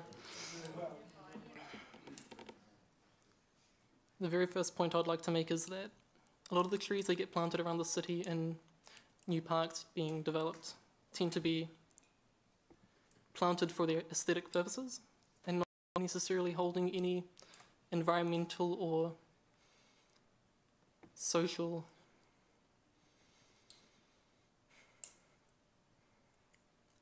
benefit, I guess. And it's always bewildered me why we don't plant more fruit trees around the city. This may seem like an obvious or incompetent question, but legitimately planting fruit trees provides substance to anyone. I walk down the new railway track every day. I have seen all the new plants that go up. None of them are fruit trees. But if just a few apple trees were planted along there, then people can pick those and consume them. That's providing vitamins to anybody who wants to eat on their walks, which isn't a bad thing in my eyes, and I don't see why it isn't something that can't be considered, if not enacted. The second point I would like to make is about the Peacock's expansion. And in particular, it's about putting pressure on older suburbs around there. I have grown up in the Melville-Deemwell area my entire life, and I've seen a lot of changes go through there. I currently live in Frankton, but I frequently visit my parents, and I'm worried that the 32,000 extra people that will be moving into the Peacock suburb are going to put pressure onto my school, Melville High School, my primary school, Deemwell, the other primaries around there, Glenview and Melville, and the Melville Intermediate. I wonder if more schools are going to be built in that suburb as well, and if not, why not? If not, where are these students going to go? Who's going to accommodate the increase in population? Speaking about peacocks, there's also the infrastructure problem. A lot of medium density buildings are going in around the smaller streets in the area, like Betty Street, and as a result, in a lot that used to hold one family with one car, there are now 6 families, 6 cars, and there's no parking available on those streets. It's difficult to visit family that are in those streets if you drive. And without expanding the road or providing other places to park, then it seems like you're creating more congestion than that needs to exist. So unless there's infrastructure available to provide for the population growth, peacocks could become extremely expensive in the long run. And that's not something I want to see Hamilton City have to deal with 10 years down the line once it's been built. Finally, segueing into transportation, I read an article in February of this year about 5 German cities that will be trialling a free bus for all members of the public. As a student, I pay $15 a week getting to and from university. I have a 1 hour lecture on Tuesdays. My 1 hour bus pass does not cover me getting there and then getting home, so I'm spending 2 times the fare getting to uni and back for a 1 hour lecture that I have because I study at home and it's easier to. Free buses would allow me to spend those $15, even if it is just $15 a week, towards businesses in Hamilton, providing back to the local community rather than solely to a privately owned organisation. I also think that public transportation isn't something that you can just throw out there and expect people to jump on. If you're not advertising or creating more incentives for people to ride them, they simply won't.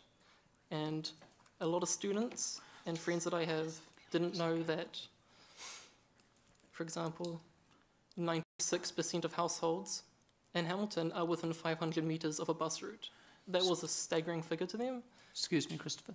We're over time, so if you could just wrap up within the next minute, that would be great. Yeah. There won't be time for questions. It's okay.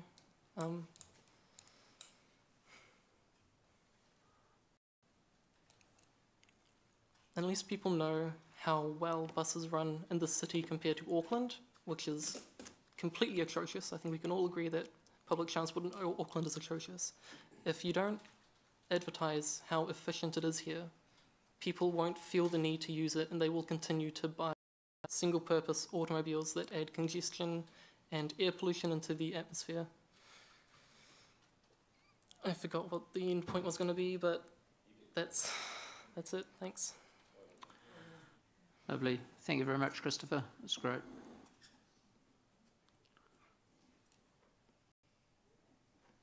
Well done. Thank you. Okay, Greg Blewett.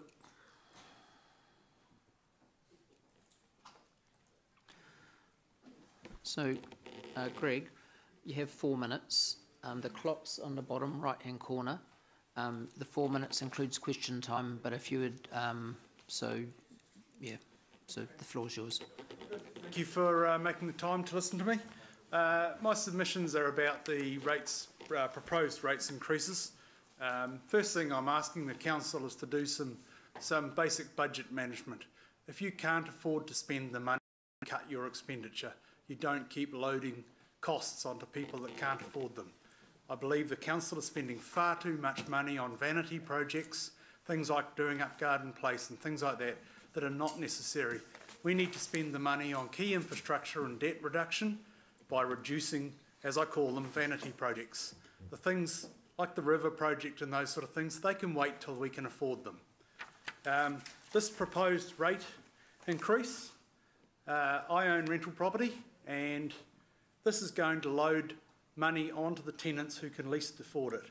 The single dwelling, $500 per year. One of the properties I have has 2 dwellings on it. That's $1,000 a year. That's going to be $10 a week straight onto the rent. I could afford it. Yes, maybe I could, but I'm already subsidising those properties heavily. So that money will be passed straight on to the tenants, and I know that they're going to struggle to, but I can't keep wearing those costs. You then add another $500 a year on top of that by the sudden move to, if you go for capital value rating straight away, so that's another $5 a week going to be passed straight through, and we all know the government are talking about a whole lot of tax changes that are also going to go straight through to the tenants, along with insurance costs. One of the key points I'd like to make is that when the move to capital value rating was proposed, I went to a meeting with Mr Briggs and several councillors, and I was assured at that meeting that that was not an exercise in increasing revenue. And yet in front of me I have to hear from the council that states quite clearly that this will increase revenue by $40 million over 10 years. So basically you have deceived me. You told me it was not a revenue increase exercise. Here in writing from on your own letterhead, it is a revenue increasing exercise. So sorry, I can't trust you over this anymore. The point I'd like to make is that these increase in rents, this $500 fee per dwelling, plus the increase is a huge step change in one go. And for several people, it won't be the straw that breaks the camel's back. It'll be like dumping a hay bale on top of them. They are going to collapse financially, and it is too big a burden in one go. We need to stick with the phasing to capital value rating. And yes, I accept the $500 as a reasonable thing. But I think the big question I'm saying to you all is stop spending money on unnecessary projects. As a family, if you can't afford to pay your day-to-day bills and put food on the table, pay the power bill and those sort of things, you don't go out and buy a brand new car. And that's the mentality that I see from this council. Any questions? Okay, Councillor Jones. Thanks, Greg. Thanks for your submission. I just want to clarify something here on question 8. You haven't ticked that you oppose the Waikato Regional Theatre. No, I don't. Oh, okay, you don't? But it's something we need to do when we can afford to do it. And Okay. I don't think we can afford to do it now. Yep. It's okay. something that I do support in the future. I think there is other options like upgrading the Claudelands Arena. That was a bad mistake on the council's behalf not to make that a suitable arena to replace the Founders Theatre at the time. Okay, no, I was just confirming that because just in number 12 you said a new theatre at the university upgrade, so I was just kind of... Yeah, there was other options that the council Okay. should be exploring. I think it's wrong that the council's buying up assets in Victoria Street, which again, it's just putting more burden on the debt. Thank you. Thank you, Greg. Okay. So we're out of time. Cool. Thank So you. thanks for coming in. Yep, and thanks for your time. your thoughts. Okay, we've got Jim Masters and Tim Cox. Sorry, Jill Masters and Tim Cox.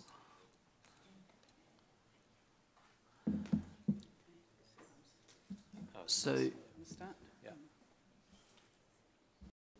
who are you representing? We're representing Restore. Okay, so we do have a presentation. okay, so you have 9 minutes. The Okay. clock's on the bottom right-hand corner. It says 4 at the moment. They will update it, and the 9 minutes includes question time. Okay, we were told 15, if that's of any interest. So who are you representing? Restore Rotorua, Lake Rotorua Action Group. Okay. Look, everyone's had 9 minutes Okay, for if you're from one we'll go as- organisation. Go as fast Could as we you can. just then. give me a minute, please? Sure.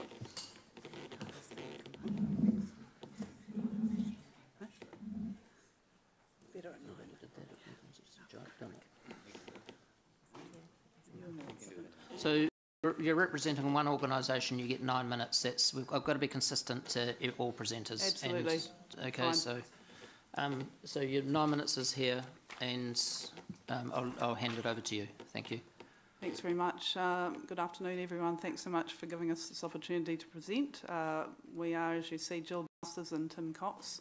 We're part of an advocacy group that has really just one goal, and that is to see the water quality in Lake Rotorua or Hamilton Lake improve to the point of being safe for swimming. So there are broader aspects to this, but that's mainly our goal. And how do we move forward? Oh, while we're on that slide, I wonder if I could draw your attention to the idyllic environment of the lake once upon a time, probably from the 50s, I think this was sourced. People swimming in there.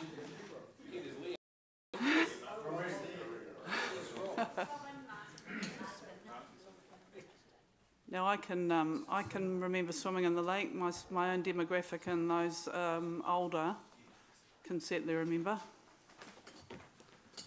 So Restore stands for Restorative Ecological Strategies to Optimise Rotorua's Environment. We're a group of citizens, scientists, we're advocates, we're passionate about seeing people being able to utilise the lake as well as the surrounding areas.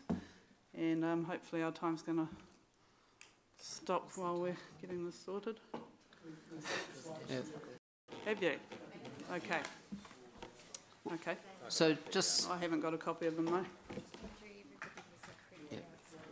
Thanks. Thank you. Okay, so Okay, so can I just stop you there, Jill? we'll start your presentation when it doesn't look like we're going to get that up.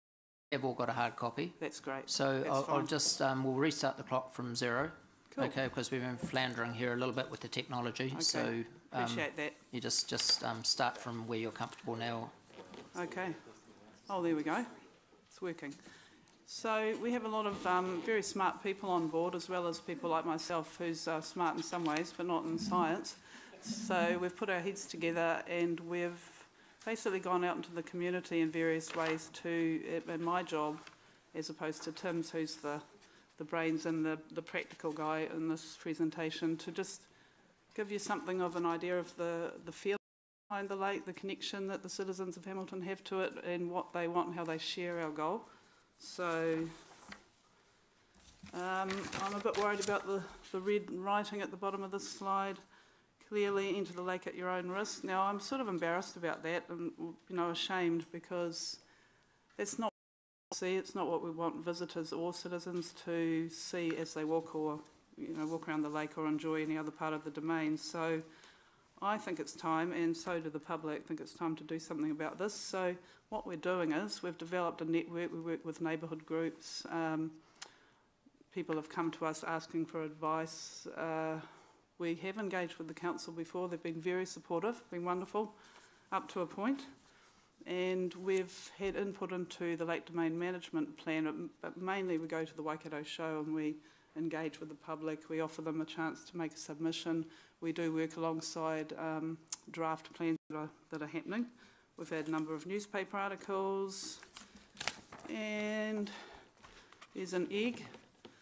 I'm not going to try and explain the egg, but there are a few important points to the left. It's really just been, in our opinion, pushed to one side. It is a difficult problem. There are multiple issues facing improving the lake.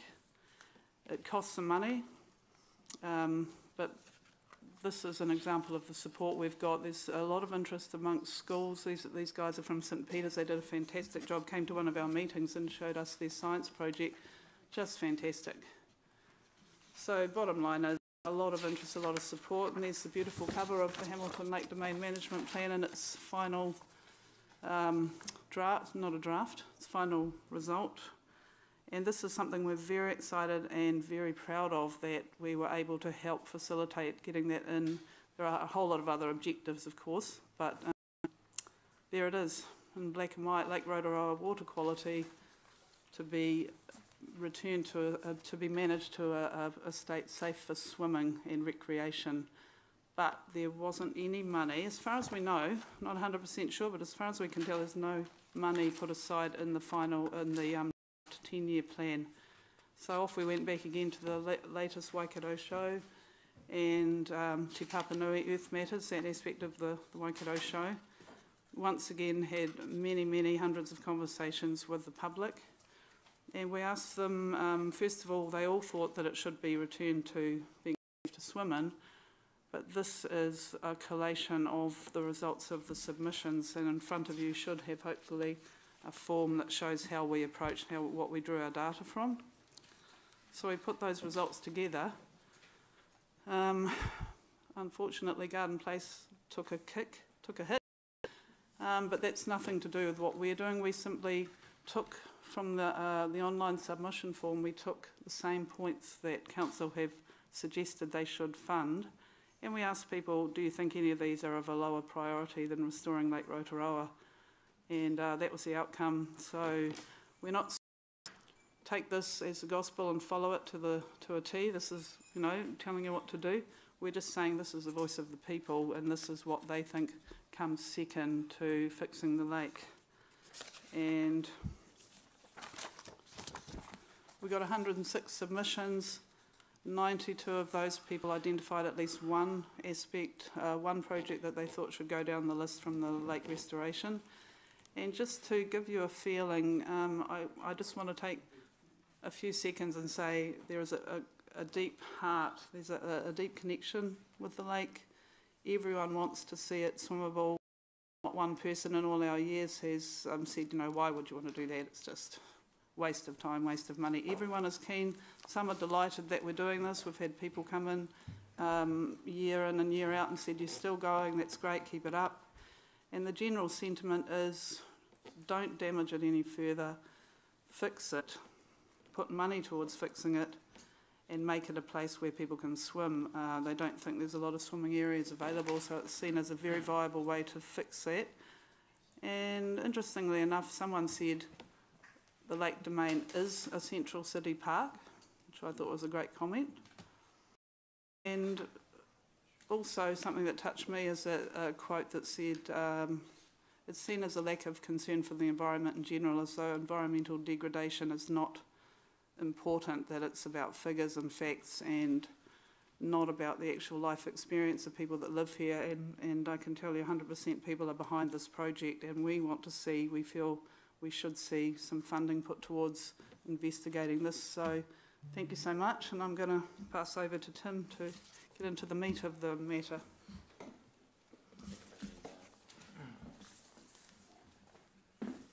Thanks, Jill, and good afternoon. And I'm going to be very brief. I'm conscious of the time, and I'd like to leave a couple of minutes maybe for questions.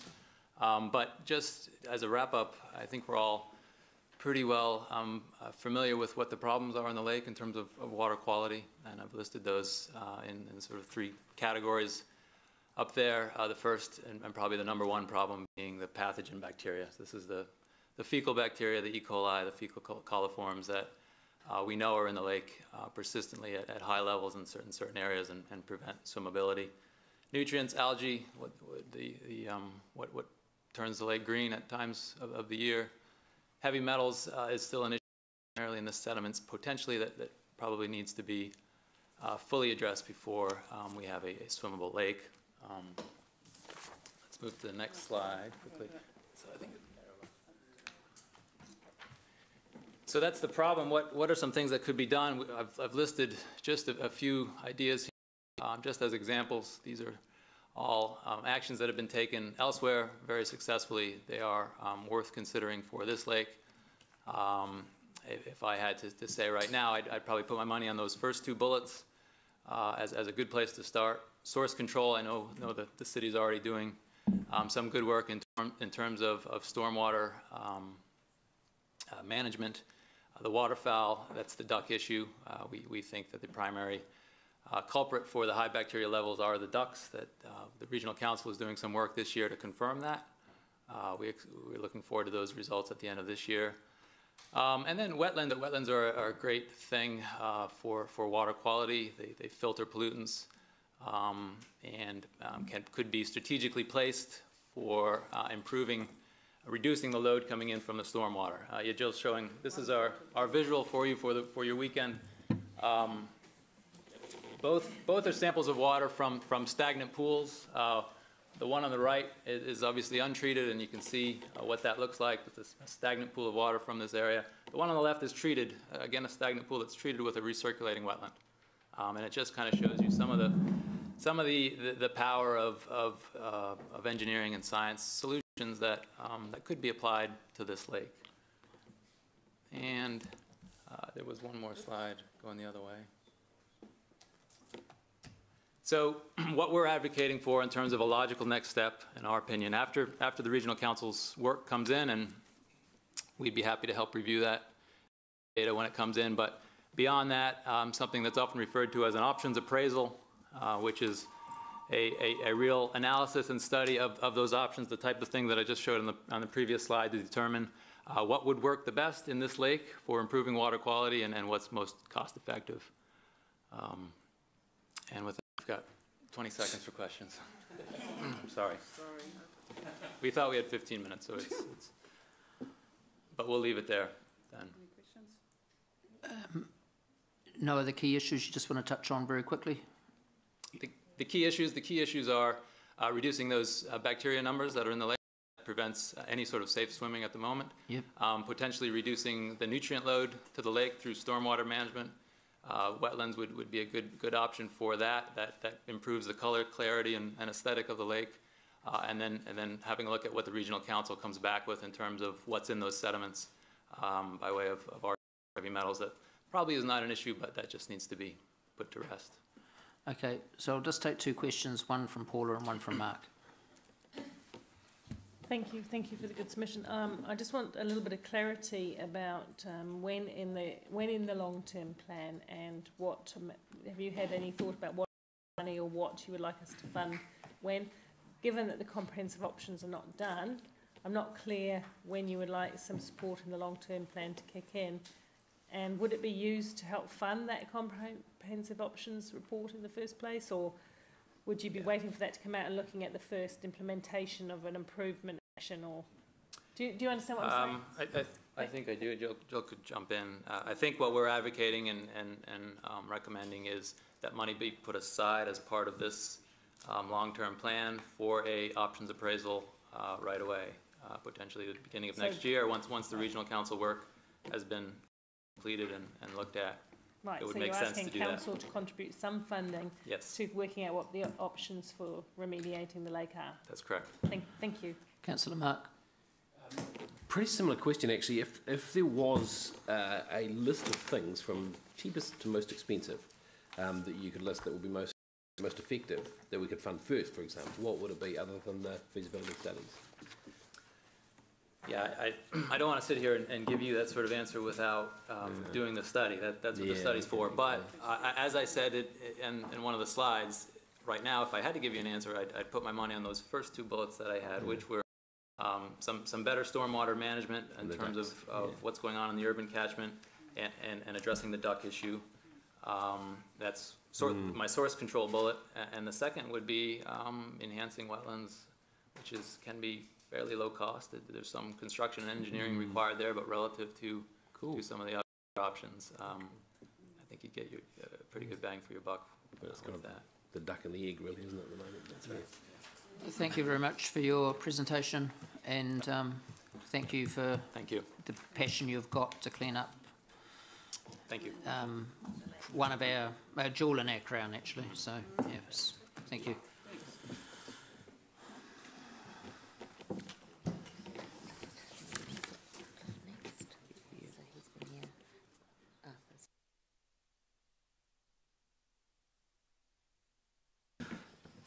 Cliff, have you clocked off? He's taking annual leave. Badge is off. You danger money coming in here. All right, Cliff, who are you representing? Waikato Historical Society. Okay, so Cliff, you're representing an organisation, so you get 9 minutes. Take that one. The clock will be at the bottom right-hand corner, and that includes question time. Thank you. Yeah. My name's Cliff Thomas. I'm president of the Waikato Historical Society. It was formed in 1964, so we've been around well over 60 years, 50 years, and we're based in Hocken House on Graham. There's two parts to our submissions, or double submission. One refers to the river plan extension. It's described that the funding provisions for the Central City Park. Part of its expenditure, of course, is $3 million in year 2 and $7 million in year 3 for removal of the buildings. The report actually from council actually refers to the heritage status of a number of buildings. Of course, it particularly identifies the H91 and the H74. That's the Garthru Bowron building and the Victoria buildings, and they are both listed in the district plan. The council draft referred to the advantages in retaining those buildings, using them as eateries or boutique retail, sort of enhancing the experience of visitors to the Waikato Regional Theatre. The disadvantages recognised about removing part of the city's built heritage. Plans have B rankings in the opera district plan, and I've referred to a lot of it from the district plan about the context of these buildings and all the rest of it like that. The submission is that these buildings should be retained. The recommendation in your submission is Council Waikato Historical Society recommend that the staff report on the business case for the Central City Park be directed to the retention of the heritage buildings at the vicinity of 254-260 Victoria Street. This will lead to savings in regard to the proposed of $3 million in year 2 and $7 million in year 3 for the removal of the buildings. Part of this money will instead be used to assist owners in refurbishment of the buildings under council direction to enhance the Central City Park. If council is determined to buy these buildings, then perhaps it should retain the ownership and undertake these works themselves. The second part of our submission, or second submission, refers to the Hamilton Heritage Plan. In March 2016, Council published two documents titled Hamilton Heritage Plan and Hamilton City Historic Heritage Fund Guidelines. The vision of the Heritage Plan is to recognise the contribution heritage makes to Hamilton's identity, sense of place and belonging. The city celebrates its past by identifying, protecting and showcasing its heritage for future generations. And I've looked up the Council's website. Council developed the Heritage Plan of 2016 to outline its approach to celebrating Hamilton's heritage. There are also actions set in the plan to ensure the identification, protection and use of heritage buildings and sites. So, to my mind, Council has made a commitment to protecting heritage in the city. There's, of course, a contestable fund, being of $200,000 per year, that has been open to private individuals, companies and organisations for projects in the city. And in the first round, 2016, 13 privately owned Heritage Fund buildings were assisted through this fund. Our concern is there's no reference to a Heritage Fund under projects planned and funded over the 2018-19 period beyond. So therefore our concern was funding will cease for a heritage. And we've had a grant of $5,000 ourselves for the preparation of a conservation plan for Hocking House, which is underway at the moment. So we are recommending, if these funds cease to exist, owners of other heritage buildings and sites would not be able to assess assistance from the Hamilton City Council. Therefore, part of that submission is we recommend the sum of $100,000 per year to help owners of listed heritage buildings and archaeological sites be included in the 10-year budget for the next 10 years. Also, there's reference in the Heritage Plan to make a comprehensive review of the Heritage Plan being undertaken every 3 years. Well, the date of the current heritage documents is March 2016. Therefore, if that comprehensive view is going to be undertaken every 3 years, it should be completed by March 2019. Therefore, our comment is that the Waikato Historical Society recommend that the 10-year budget make a reference in the 2018-19 year to the review of the Hamilton Heritage Plan and allocate an appropriate sum of money for that project. Thank you. And who should be first? But the Deputy Mayor. First question to staff, then the next question to the representative of the Historical Society. Just to clarify the Heritage Fund, the what's in our allocation there? 100,000. We've still got that. I can't recall now. Yeah. I got confused. Yes. I couldn't find any reference to it. Yeah, sorry. We have. No, I'm not. This is, alarm for me. I just want to reassure me. Hand on heart. Thank you. Okay. Look, thank you for the excellent work you do. Can I just move to the Central City redevelopment? Yep. If I can just summarise your submission is that you don't oppose the river plan / river park, but it must be integrated with the historic heritage buildings precinct and concept. Yeah, on that side of the river, not just a park all alone, but it's got some good old buildings here which can be refurbished and brought into heritage. And you'd expect as a key organisation to be consulted as the detail of that rolls out. I would like to. I hadn't thought of that, but we just want that to be done instead of just put the wrecking ball through the buildings. No, thank you. Thank you very much. Yep. Thank you very much, Cliff. Yep. Thank you. Thanks for your presentation.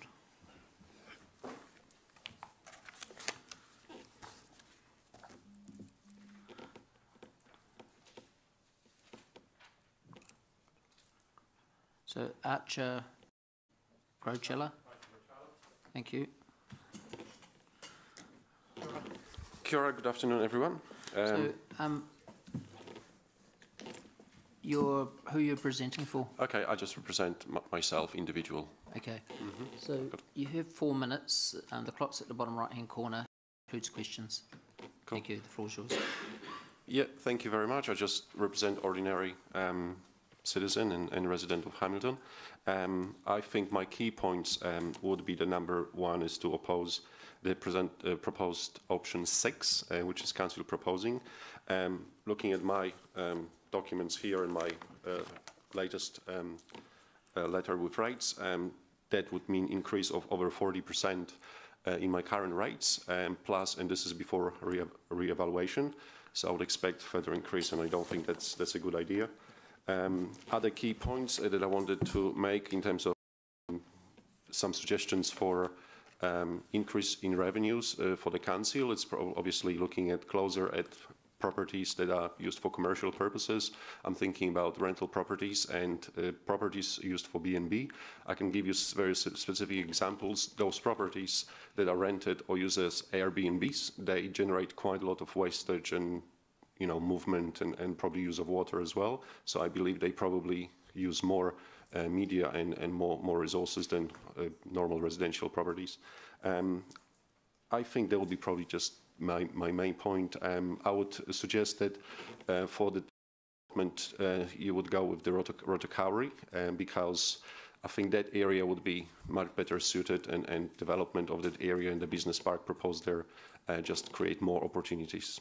So that would be my main 2 points. I'm happy to take questions. Thank you. There are no questions, but thanks for your presentation. And yeah, we had a presentation earlier on Airbnbs as well. That part of your presentation. So thanks very much. Thank you.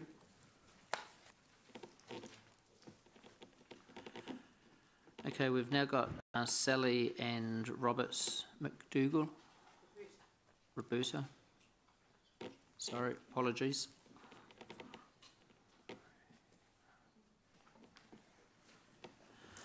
Okay, so who are you presenting for? Just ourselves. Okay, so you have 4 minutes. The clock's on the bottom right-hand corner, and that includes questions. Okay. So the floor is yours. Thank you. Thank you. Kia ora. Thank you for allowing us to speak today. We are here to ensure that the minority, widows and those living alone have a voice and are heard, that they have a right to stay in their own homes rather than be forced financially to others. You will have read our submission and the 3 points we wanted considered, but here is some background. 13 years ago, my mother, Roberta, or known as Robin, was widowed and living in her home on the river. Her rates at that time rose to $4,500 and she was forced to downsize and move to Puketi, a house worth half the value with less than half the rates, $1,900 per year. 3 years later, she suffered a huge financial loss, and while I was sitting in church, a random thought came into my head. Could we find a home that had 2 separate parts to ensure we maintained our independence and we could sell both our homes? We could not find anything suitable at the time, and that led us to build at 27 Aquila Crescent, Rototuna. So in 2010, we paid $43,000 to the council. $35,000 of that was to allow us to have 2 kitchens. The footprint of our property is no larger than many around us, and our rates at the time were $1,900. Our rates are currently $3,100, and in 2 years under your proposed option 6, they will be $4,600.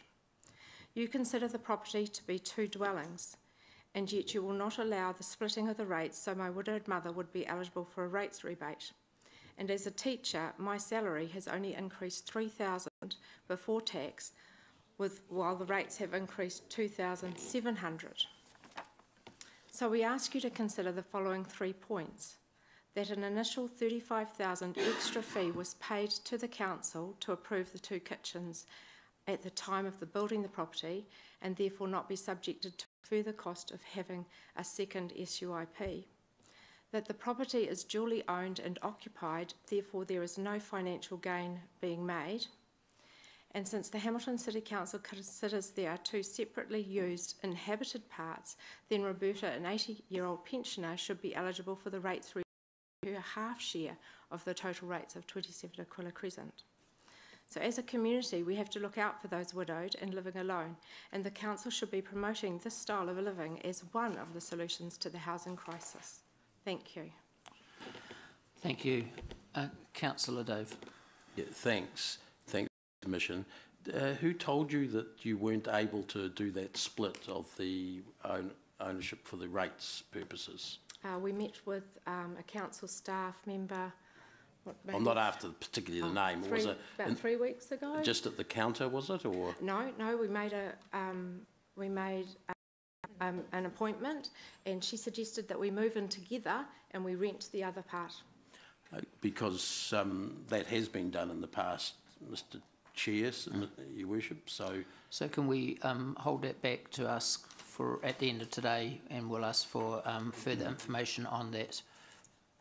Yeah, we don't want to know who the staff member was. It's more the general direction that Dave's asking about. Thanks. Thank you, Deputy Mayor. Oh, obviously, just thank you for your submission. You raise a very, very, very valid point. I think we'll obviously it's something that I think we certainly do through the chair want to follow up. A question, I guess, in a rating system, what do you think? If that issue could be sorted out, what do you think is a fair rating system? Given that we're subject to a law and local government act and... I wonder if, and I heard the gentleman before me talk about the Airbnb and when there's, like our neighbour a couple of doors down is a rental property, exactly the same kind of setup, and I think they're getting like 550 off the house part and 350 off the unit. So, and lots more waste and water usage. So if you can see by the rates bill that it's coming to our home. So is there, it's owner occupied, where it's different to if somebody was renting it and the rates bill is going to their home and somewhere else, another property. Okay, thank you very much. All right, thank you very much for your presentation and for bringing this matter to the elected members for consideration. Thank you. Thank you.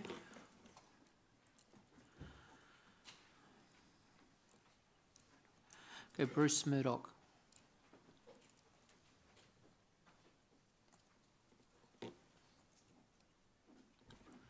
Thank you, Bruce. Who are you here to... I represent myself, I suppose. Okay, so you have 4 minutes. The clock's on the bottom corner, and that includes questions. Very good, thank you. I'd like to say I'm really disappointed with you guys. If option 6 is the best you can come up with for the rates increase, plus that hideous $500 annual general charge, you should be quite ashamed for yourselves. Now, I want someone to explain to me, please, what the point of that $500 is, but also I want you to seriously think about hideous cross-subsidies in the rates. I have a 1946 stucco place in Claudelands, and I have on-site soakage, which is fine, but I have to maintain my soakage. I recently had to replace it. I'd like to say council didn't procure the resources for the soak hole, didn't supply the engineers, and didn't supply the people to do it. That was all out of my pocket.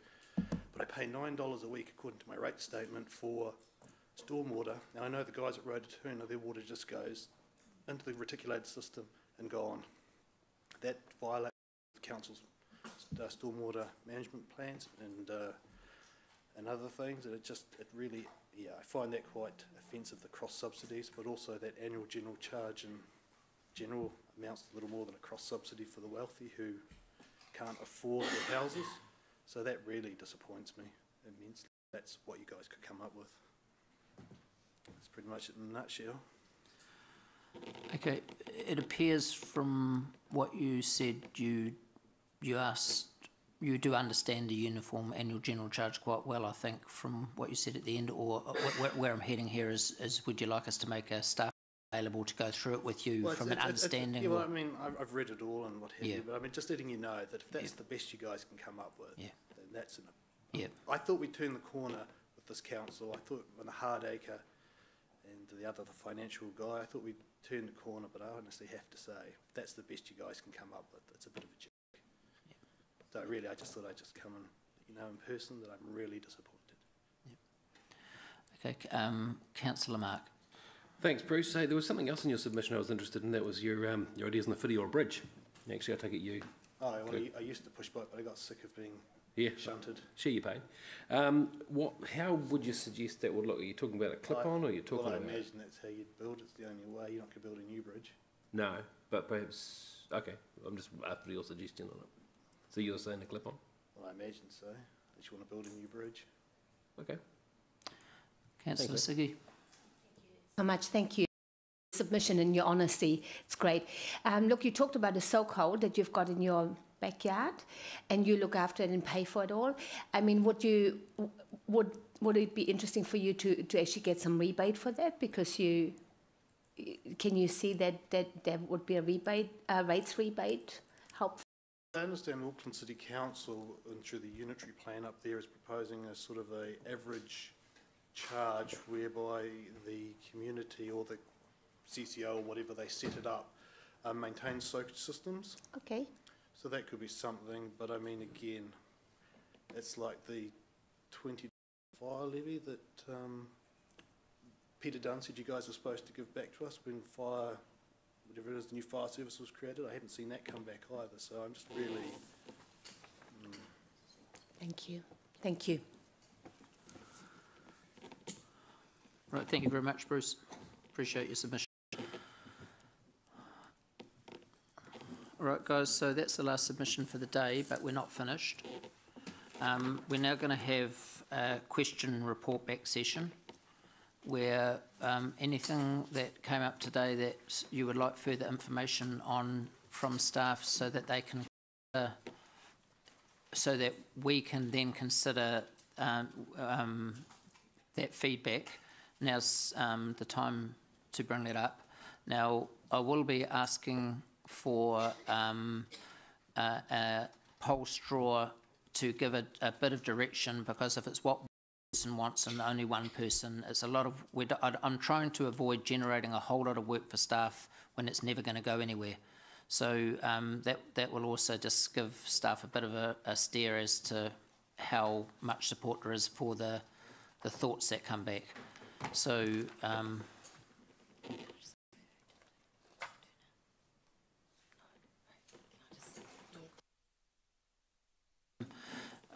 and so yeah, so that's basically what this is about, and we'll do this at the end of each day while it's fresh. I just want to particularly point out for new members that as we get further into this, it becomes a stage where it's too late for us to talk about new ideas. Now, it's never going to be too late. You're allowed to talk about them right up to the end, but to bring up something on the last day before we vote, when there's no report, there's no feedback, no information, becomes impractical, depending on the idea and the subject. So that's what this is about. It's about to give staff time to prepare in advance. So I'll just pass over to Julie before we go any further on another matter. We just wanted to record for elected members the submitters that did not appear today, that were registered to appear. So at 9:50 we had Hong Zhang. At 10 o'clock we had Marlene Fudd and Gubet. At 2:15, Jane Wood from Piketty Neighbourhood House has advised us she was ill today and we're rescheduling her for next week. At 2:50, Jane Landman from the Waimarie Hamilton East Community House was unavailable to get here today and we're rescheduling her for next week. Faye Coping didn't, she was on at 3:45, she did not register, and that was it. Thank you. Okay, so I'm going to go through, I'm just going to take one idea from each person. Everybody wants to speak, and I'll come back to everybody. We'll go around as many times as you like, okay? But I just want to give everybody a chance to have a voice here. And I'm not saying that anybody's going to be cut out. If you've got 10 things, I'll come back to you 10 times, but I'm just going to go around the room. So if you have more to say after you've spoken, put yourself back on the list. Okay, so Mark, your first thought. Thank you. Okay, I'll pick one of three I've got, but the one is, I suppose the top one is the YMCA interested me. I would like to see if we are in fact having discussions containing them getting involved in Rototuna somehow. Now, I don't know how open that discussion is, but is there any interest around the group of, because he started waving $8 million around and was interested in looking at pools. So I talked to some staff and they said there may be some thoughts already. But Okay. if we could... They were involved, they pitched for that one, yeah, but I'm thinking potentially for Rototuna. Yeah, so is there interest around the table to ask staff about that? Or just Mr. Mayor, you can't ask for a straw poll from members at this. This is a critical point in this consultation process, and my very strong advice to you would be do not do a straw poll. If there are 1,000 different pieces of information that the members in this room today, based on the submissions, have raised, you have to take that. You can't eliminate at this early stage. We're not eliminating anything. This is about asking staff for a report. So every idea and everything that's been put forward is on the table and can be brought up. But if we're going to end up getting comprehensive reports and a lot of them, dozens of them, is a huge amount of resource and time that we're putting onto our staff. But sorry, Mayor, that's the process. You just asked us. Your words were, I'm going to ask for a straw poll. When the Councillor Bunting raised his YWCA, you said, is there any support for that? You're asking us to vote. We're in day one of the submission process. I've never experienced the cutting out of things so early in a process. This is very dangerous ground. I want to make it really clear, Councillor Angela, I'm not cutting anything out. I'm asking for how much support there is for staff to pick it up for the report. It would be helpful. All I'm after is a simple answer to the question, is there much work being done on this yet? Without a full report. Would that help anything? This is bad. No? You can't run it. I'm sorry. This is very, very bad process. Could I make a suggestion that all issues that are raised by members... Hang on, Dave, can I just stop for a minute? This is exactly how it was done 3 years ago. I was in the room, and this is exactly what happened. It was an indication of how much interest there was. No one's counting. What you've got is you've got staff taking on board how much time and energy to put into the report to come back, and how much work there is around that report. I want to make it really clear that this is not about discounting or sidelining anything. Your Worship, then so I can actually have a say on that. I also objected to that method 3 years ago of cutting people out. But I think it's good to have a guidance on how much work is to be done. But I do believe Angela's got a point in the sense it's quite early to do that, because we haven't seen the numbers of submitters and how strong they are on perhaps the same issues coming over the next 3 days.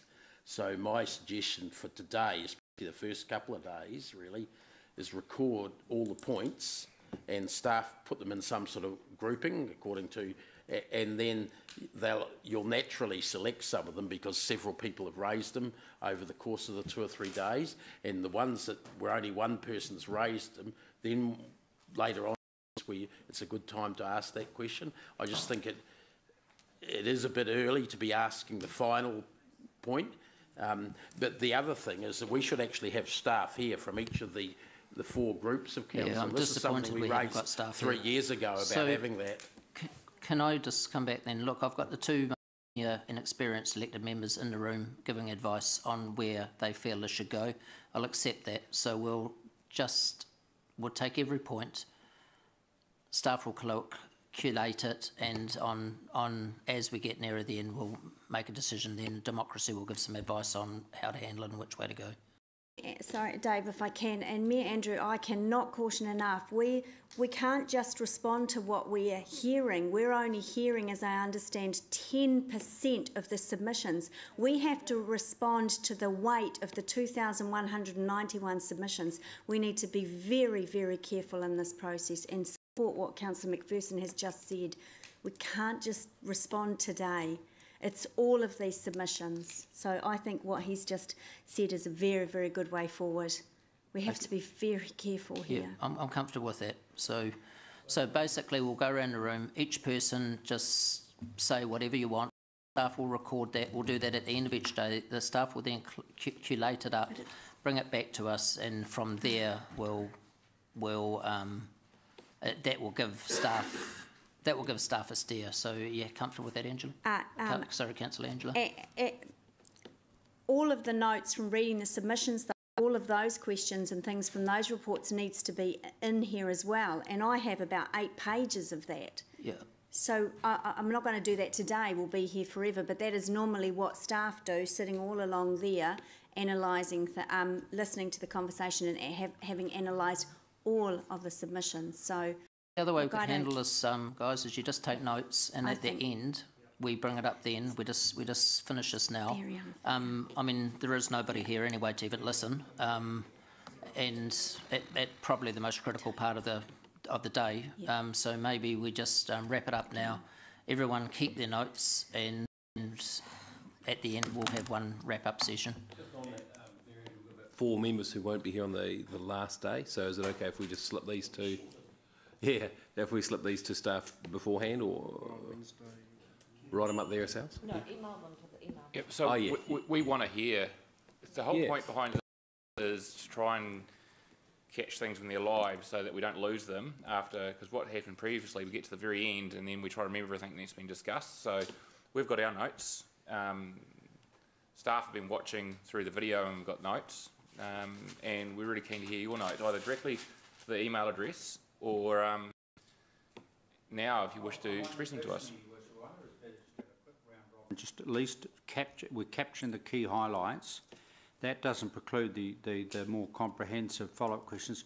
I'll leave to you, I do think it would be useful, I think, to have all the relevant departments present, because obviously what we're also keen to do is, work out the actual accuracy.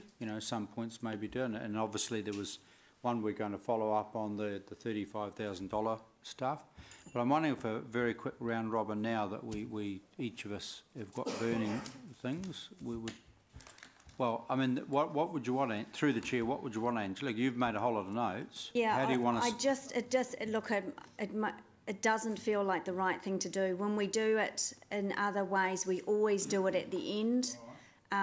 Deputy Mayor, look, I'm worried about the message that this would give to other submitters that haven't been heard yet, to submitters that aren't presenting in person yet, whether us saying, I quite like this idea or that idea, can you bring me back the information? Does that add extra weight? Will we forget? What if it changes? What if our views change over the next 5 days?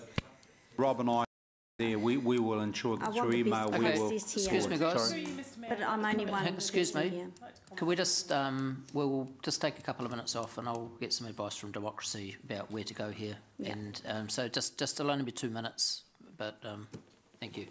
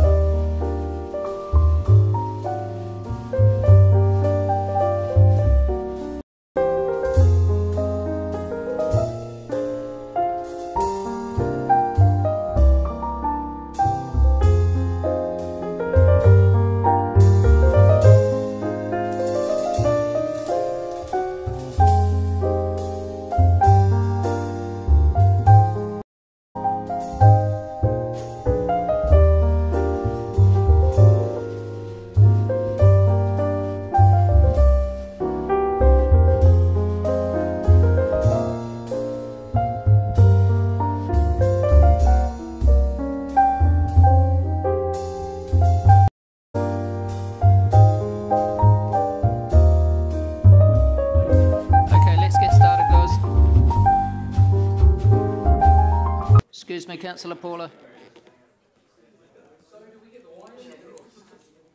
Deputy Mayor, is there anyone else in the staff room? Nigel, could you just quickly check? Is there anyone else in the staff room, Leah? No, we're all here. Thank you.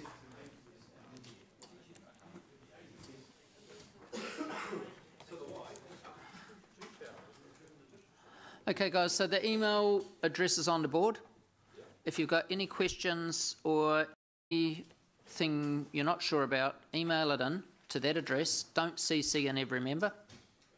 All right, we don't want 100 emails going around tonight. And when Dave wakes up at 2 in the morning and sends them off, we don't want more then. Okay, so send them directly to that email address. We'll follow this after each session. Staff will then collate them, bring them together. A lot of them will be common up, of course, and then they'll come back to us with feedback at a later date. So it's questions for clarity and comments for clarity at this point. There's also some other issues why I would like to add from each section here, exactly like that rates clarification issue with the 80-year-old woman. If we'd had someone from finance here, if they didn't know the answer, they could have gone off and found it and sorted it one way or another in 10 minutes. There's technical things like that. I'd like staff members just take that up without us having to, because they're not really LTP things. So the question that Dave asked and that that particular example, I emailed finance straight away. So when they've been coming up, I've been emailing. I don't have an answer on that one yet, but I will update councillors because it isn't 10-year plan related. So I've been doing that as we go. So why don't we have someone from each section here that whose job it is to take that stuff on board and see, I mean, the submissions to the whole council, not just to the elected members. A lot of staff are watching through the videos. Yeah, so, but they're doing their work while they're watching. They're not really focusing on us. I'm focusing you on Councillor. You've got my undivided attention. I think we could. In person is not bad occasionally. You're just a poor substitute for the finance people. Sorry. I think on that particular issue, we're a compassionate council. We do want to. Yep, I'll follow that up with staff. We do want to know that there's been an outcome on these types of issues, not. Yep. Even though you're saying it's not part of the 10-year plan, well, it's come up because of the 10-year plan, and it's come up because of the changes to our policy with the UAGC, with them getting 2 UAGCs. So it is really a part. Arguing in favour of following it up, not arguing in favour of not following it up. Oh, sorry, I thought you said it's not really a part of the 10-year plan. No, I was saying that I'll go and look into that regardless, because even in the current situation, if that was happening and someone was living a separate SUIP with their family and they're finding it hard to make ends meet, if they meet the terms of the rebate policy, they have access to the rebate policy even though it's on one title. So I followed it up already. That's the question. And I think that was Councillor Dave's point, is that it's actually a real issue now, not an issue for the future. It's a bigger issue for the future. A bigger issue for the future. Yeah. Okay, has anyone else around the table got anything else they want to add? You don't want an email per issue, do you? You just want it all on one email today. So just remember the importance of this, because we can't have things coming up too much later, because staff won't have time to prepare. Yes. Respond, sorry. And Angela, you, as Dave, have. Question both of you. Is this the? I mean, basically, we want to. Is that? Are you happy with this approach? In terms of the initial. I'm not entirely. No. I'm not entirely. I have to say. Can I perhaps interject and just clarify and re-emphasise the CE's point before? The intention here was that if people had points, elected members had a question that they required clarity on, in terms of the point that Councillor McPherson made and similar other issues where you might perhaps want some clarity on what Council's policy is on so-calls, I don't know.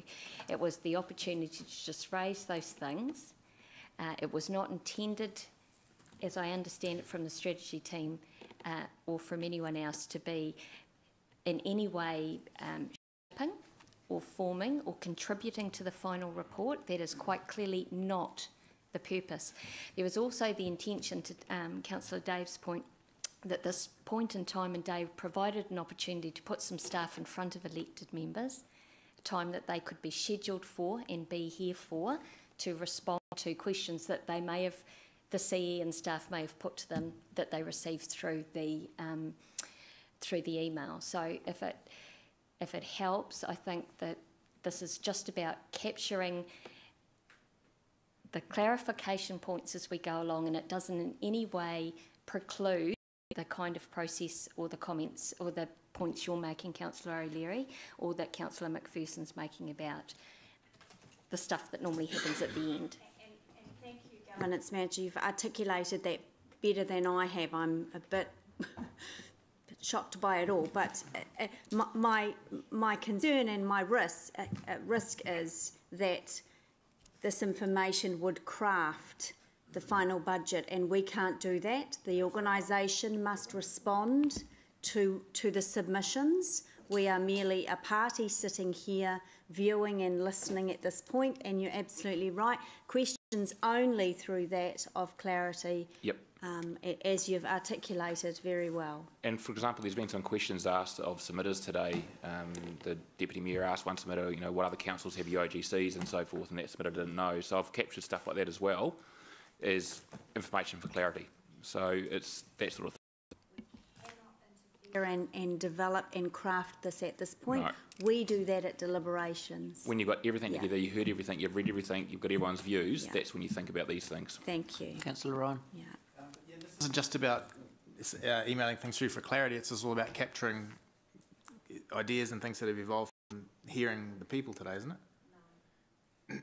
Because we talk about deliberations, how can we deliberate if we're excluding things that come out of today's meetings? Yep, so the theory behind it, this is part of your mosaic information you're going to gather. This won't be your absolute mosaic. Things will change over time. You've got to have an open mind right to the end. Sure.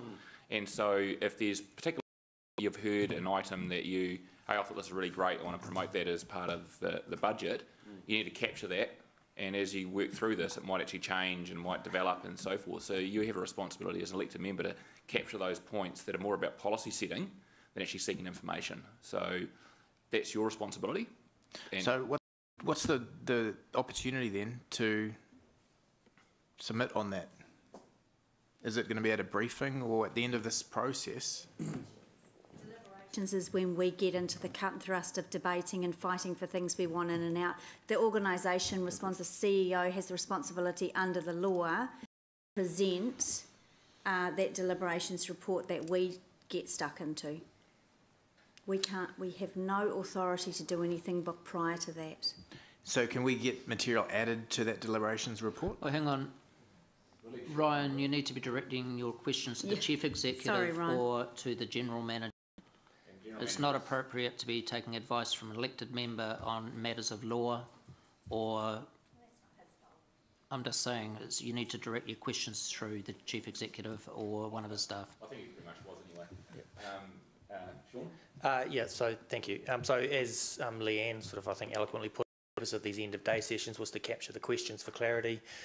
So exactly the sorts of questions that Councillor Dave raised, so that the following day's session we could have the appropriate staff here to be able to answer and respond to some of those if it was clarification questions.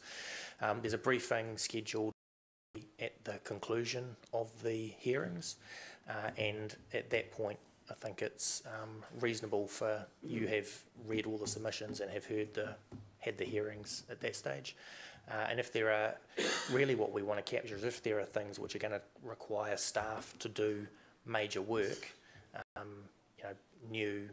through the submissions you might have heard a great new idea for some project and you want staff to go away and look at that, that's the opportunity for us to capture those things, particularly if they're going to require a lot of financial modelling to bring those back to the deliberations for consideration.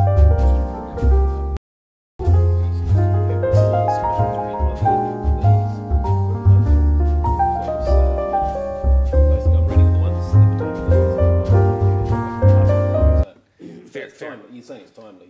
Yeah, it's just I get it's particularly so you've got until deliberations obviously, and when we're sort of doing the deliberations, that's where council makes its decisions on the 10-year plan. Sweden, don't, yeah, But, I mean, if it's minor things, you can bring them up then. But the more advance notice that staff have of work or options that you want considered, the more time we have to frame those up so you can consider them properly during deliberations. Okay, so just if I clarity, whether it's Sean, CE, or Leanne, there'll be a briefing concluding these hearings.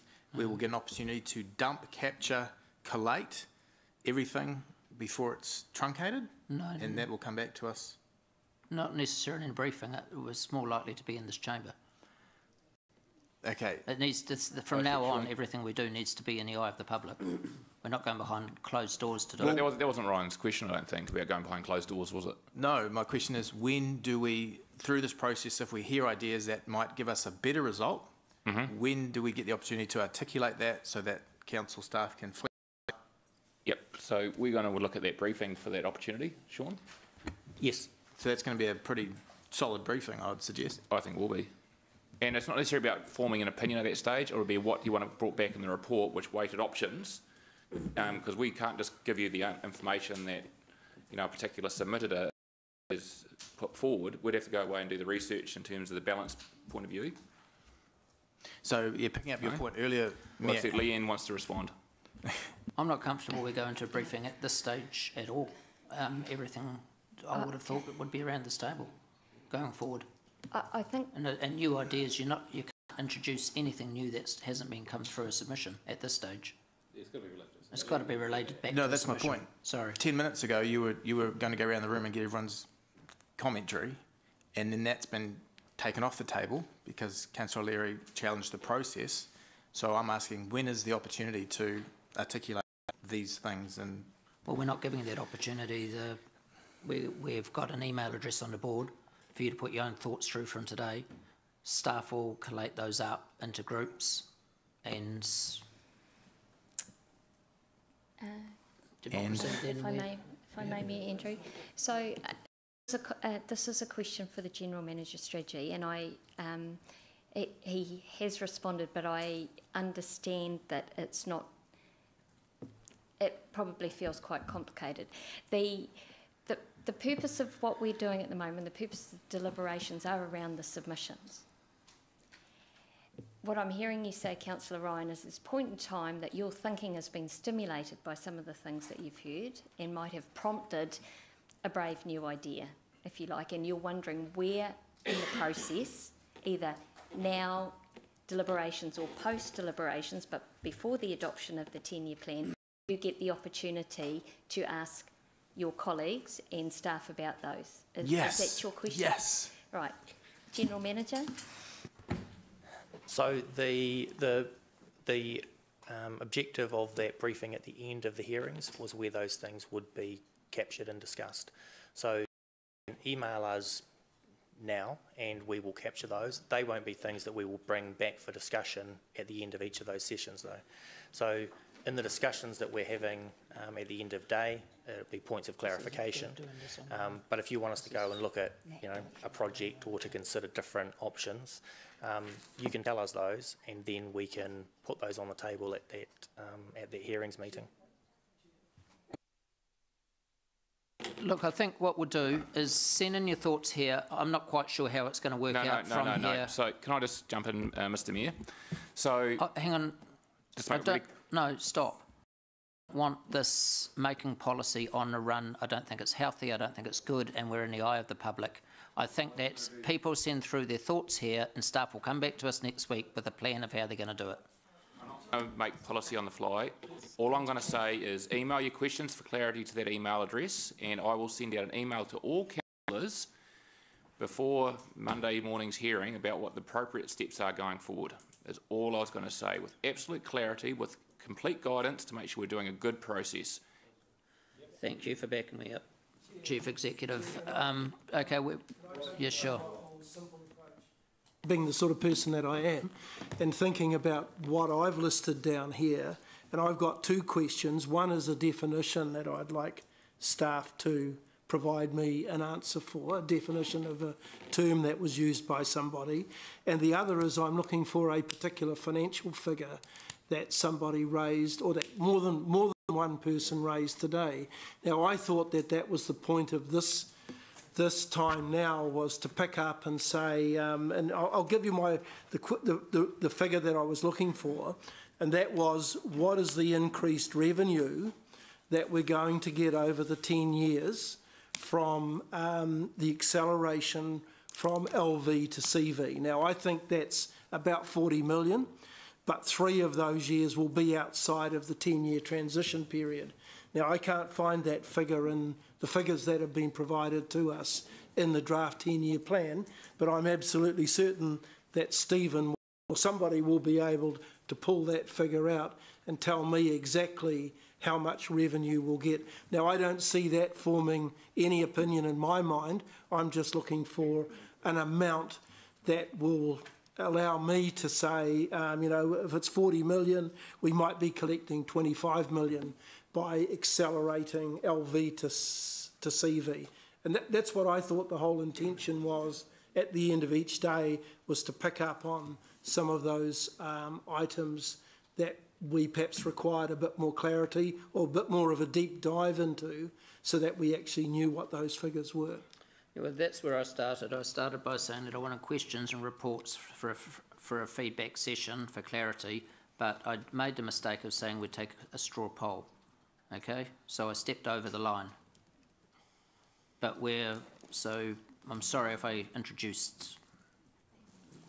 Anyway, so we're now at a point where I think it's getting very late on a Friday afternoon. It's dark outside. I think send your questions in. Staff will respond over the weekend, and staff will come back next week with a plan of just how this is all going to work. And Angela, thank you for bringing up what you brought up. So we'll close the meeting, and we'll get a report back on Monday from the Chief Executive. Thank you.